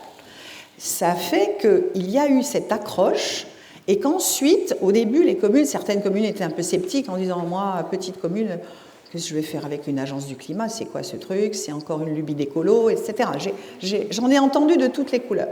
Mais il se trouve aussi que dès la première accroche et les premiers conseils, notamment par rapport à notre économe de flux qui a proposé aux communes de faire des diagnostics de leurs bâtiments communaux. Et par quoi je commence si je dois isoler? Je suis un peu perdue. Est-ce que c'est plutôt la mairie, plutôt l'école ou plutôt le gymnase ou plutôt autre chose? Donc c'est devenu très vite très très opérationnel. Donc il y a eu cette accroche et très rapidement un certain nombre de communes ont adhéré à un deuxième niveau pour être accompagnées de manière un peu plus forte, notamment les communes qui n'avaient pas l'ingénierie. Et ça, vraiment, merci à l'ensemble des salariés qui se sont complètement mobilisés. Et puis Emmanuel qui a bien sûr su aussi trouver les pépites que nous avons aujourd'hui. Et puis certaines communes, même très opposées au départ à l'idée de l'agence du climat, sont revenues par la petite porte en disant « ah oui, mais moi je vous fais plus confiance à vous qu'à l'entreprise machin qui va me faire de l'ingénierie et qui va me facturer bonbon. Vous, je remarque que vous avez des salariés très compétents qui me coûtent moins cher. » Et du coup, ça a fait vraiment, vraiment boule de neige, j'ai envie de dire, et que là, maintenant, avec les reculades de l'État, même si on a cet accompagnement très fort de l'ADEME, et je les en remercie, il y a quand même des annonces qui nous font peur, suspension de MaPrimeRénov' et autres suspensions en plein mois de décembre dernier, par exemple, de l'aide financière à la reconversion, au changement de véhicule. On était en plein déploiement de notre ZFE, ça marchait très très bien, on voyait même que les émissions de gaz à effet de serre de l'Eurométropole commençaient à stagner, et puis du jour au lendemain, l'État nous dit on ne vient plus aider financièrement, donc l'Eurométropole a maintenu ses financements, l'agence a fait derrière ce qu'elle a pu pour expliquer et encore une fois faire de la pédagogie, et j'ai envie de dire, tout ça grâce à, j'allais dire, un directeur compétent, une équipe compétente, et j'en viens à ces rendez-vous réguliers que j'ai avec Emmanuel. Alors, je suis maire d'une commune de 35 000 habitants qui me sollicite beaucoup, et mon cabinet me disait « mais tu as vraiment besoin de faire un point hebdomadaire avec l'agence du climat, c'est pas un peu beaucoup ?» Je dis « non, c'est nécessaire, c'est en général le vendredi soir. Pourquoi? Parce que c'est là où la semaine est un peu écoulée, c'est là où j'ai une petite soupape. Quand les conseils d'Eurométropole se finissent très tard, il nous arrive de nous voir à 20h. Voire même un peu au-delà. Mais ces points sont extrêmement, extrêmement... Rassurez-vous, c'est pour travailler. Voilà, j'entends vos allusions. Mais très honnêtement, au début, je me suis dit, mon Dieu, je ne vais pas y arriver avec tout ce qu'il y a à faire. Voilà. Et puis finalement, petit à petit, ces rendez-vous réguliers, quelquefois, étaient très courts. signer des contrats. Et quelquefois, on abordait des sujets de fond et Emmanuel me proposait toujours la veille ou l'avant-veille un ordre du jour. Donc ça me permettait de voir les sujets venir, de préparer aussi moi mes réponses, ce qui fait que c'est assez efficace, je dois le dire, et que cette efficacité, elle se ressent par la régularité, par une grosse organisation. Et l'année dernière, je dois dire, j'ai eu peur. Bon, j'exagère un peu, mais un peu peur. Parce que je voyais un Emmanuel vraiment au boulot tout le temps, et je me suis dit, il va finir par faire un burn-out, c'est pas possible. Une des salariées m'a dit, là quand même, il devrait un peu lever le pied. Du coup, j'ai un peu insisté pour un recrutement, justement, tu l'as dit Bénédicte, en accompagnement des ressources humaines, parce que manager une équipe, ce n'est pas rien. Moi, j'ai 610 agents. Sans mon directeur général des services de la ville de Chilique, je n'y arriverai pas. Donc, je me suis dit, Emmanuel a droit et il faut qu'on trouve une solution. Et on a trouvé ce qu'il fallait. Et dernier mot sur la question du financement, au début, puisqu'il y avait cette volonté politique qui est toujours présente de mettre les moyens pour l'accompagnement au changement, on s'est dit, OK, on dépend fortement de la métropole et des communes, mais essayons de diversifier nos sources. Et on a vraiment pris notre bâton de pèlerin pour aller vers les entreprises, pour aller vers les banques. Toutes nos banques ont adhéré, toutes les chambres consulaires ont adhéré, l'université, l'école de management de Strasbourg, les grandes écoles comme l'ENGES ont adhéré, et petit à petit, il y a un pôle qui se construit, un pôle vertueux qui fait qu'aujourd'hui, je pense qu'il faut qu'on stabilise un petit peu, voilà, pour trouver un rythme de croisière, parce que cette croissance très rapide, il faut la maîtriser, hein, c'est pas un cheval fou qui va n'importe où, c'est justement un cheval qui s'est bien entraîné, qui a des performances, mais qui doit maintenant aussi un peu se stabiliser et avec beaucoup d'attention à ce qui va se passer dans les prochains mois du côté de l'État et de comment l'État va encore être à nos côtés, puisqu'il y a quand même des économies à faire, et comment nous allons pouvoir être autonomes aussi par rapport à cela. Donc pour le moment, on est dans un statut associatif, nous réfléchissons pour la meilleure manière demain de travailler. Merci.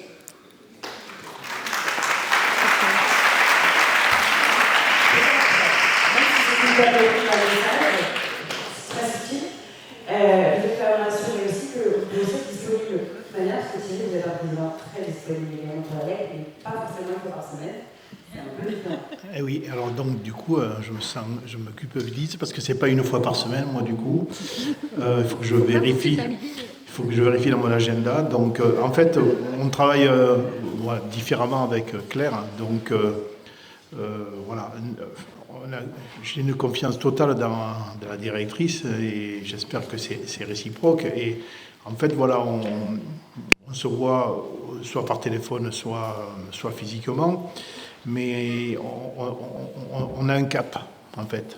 Voilà, donc elle a décrit tout à l'heure d'où on venait, hein, sur Pôle Énergie, etc., très militant. 2020, donc changement de gouvernance au département, le SDE, tout ça. Donc il a fallu construire une image de l'ALEC vraiment le plus neutre possible en termes de positionnement politique, mais rester sur des objectifs sur lesquels on croit, sur la transition, sur voilà, tout ça. Donc du coup, c'est cette place qu'on tous les deux on travaille. Donc ça, c'est du travail qui ne se voit pas en termes de résultats, voilà, c'est quelque chose c'est un travail de fond, notamment par exemple symboliquement changer le lieu où on s'est déplacé. Maintenant on a changé de locaux parce que en termes d'image il fallait changer cette image-là, donc on a travaillé là-dessus. Et puis voilà quoi, on essaye vraiment de travailler main dans la main. Et moi je suis un peu comme toi sur les directeurs. Enfin, sur la directrice, parce que je ne connais que celle-là, et sur la tension permanente. En fait, c'est la tension permanente. Je crois qu'on ne se l'imagine pas, enfin, si, moi je m'imagine, mais donc, je ne sais pas quand même si nos financeurs, tout ça, ont bien conscience de tout ça, parce que, vu les sommes que vous avez, vous, par rapport à, quand j'entends les chiffres et les miens, nous, si on perd 3 000 € dans le budget, mais je ne sais pas, il faut qu'on se voit, quoi. Hein, il faut qu'on se dise, mais on fait quoi? On fait quoi derrière ça? C'est quoi les ressources humaines derrière, etc. Donc, même si on est des bénévoles, enfin, je suis bénévole, hein, je le sais, mais derrière, il y a une équipe de salariés qui ont des salaires, etc. Et avec la directrice, je sens très bien des fois que c'est pas la grande forme, quoi. Hein, c'est pas la grande forme. Donc, on fait une réunion de crise, hein, avec la comptable, tout ça, on se dit, on fait quoi? C'est quoi qu'on élimine dans le système? C'est grave quand même d'en arriver là.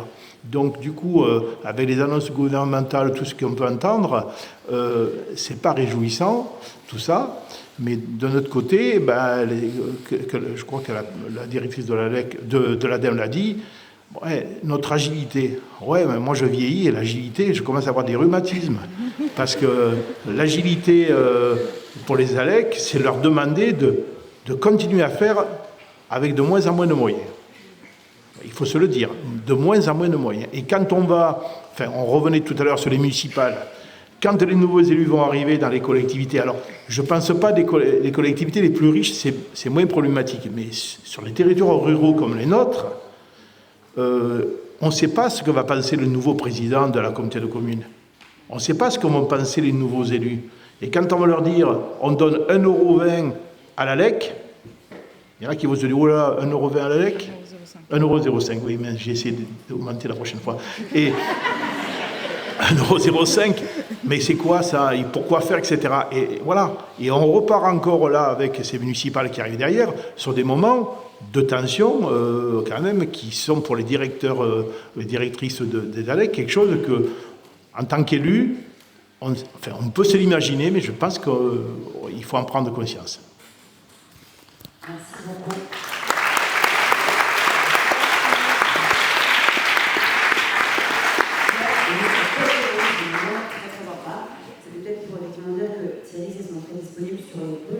Exactement. Alors moi je vois trois choses par rapport au rôle du président. D'abord la question de la confiance. Il n'est pas du tout dans l'hyper-contrôle en fait de l'activité, il nous fait confiance sur la mise en œuvre des choses. Donc ça pour moi c'est important parce que on ne perd pas notre temps, on va dire, à décortiquer chaque dépense ou chaque projet. Par contre, quand j'ai besoin de prendre un rendez-vous avec un acteur important d'une collectivité, dans l'urgence, un événement politique, là, il sait se rendre disponible, en fait. Donc, c'est pas toutes les semaines, mais c'est la réactivité et qui est importante là-dedans. Et le deuxième point, c'est les questions en interne. On a parlé des ressources humaines. Dans le cadre de recrutement, typiquement, c'est Thierry qui a la manœuvre pour les derniers entretiens. Et quand on a des difficultés aussi en termes de ressources humaines en interne et où il faut garder le cap, il sait être là, à ces moments-là, aux réunions d'équipe, aux repas de Noël, et on fait front ensemble sur ces questions. Voilà, j'ai résumé. Merci. Voilà.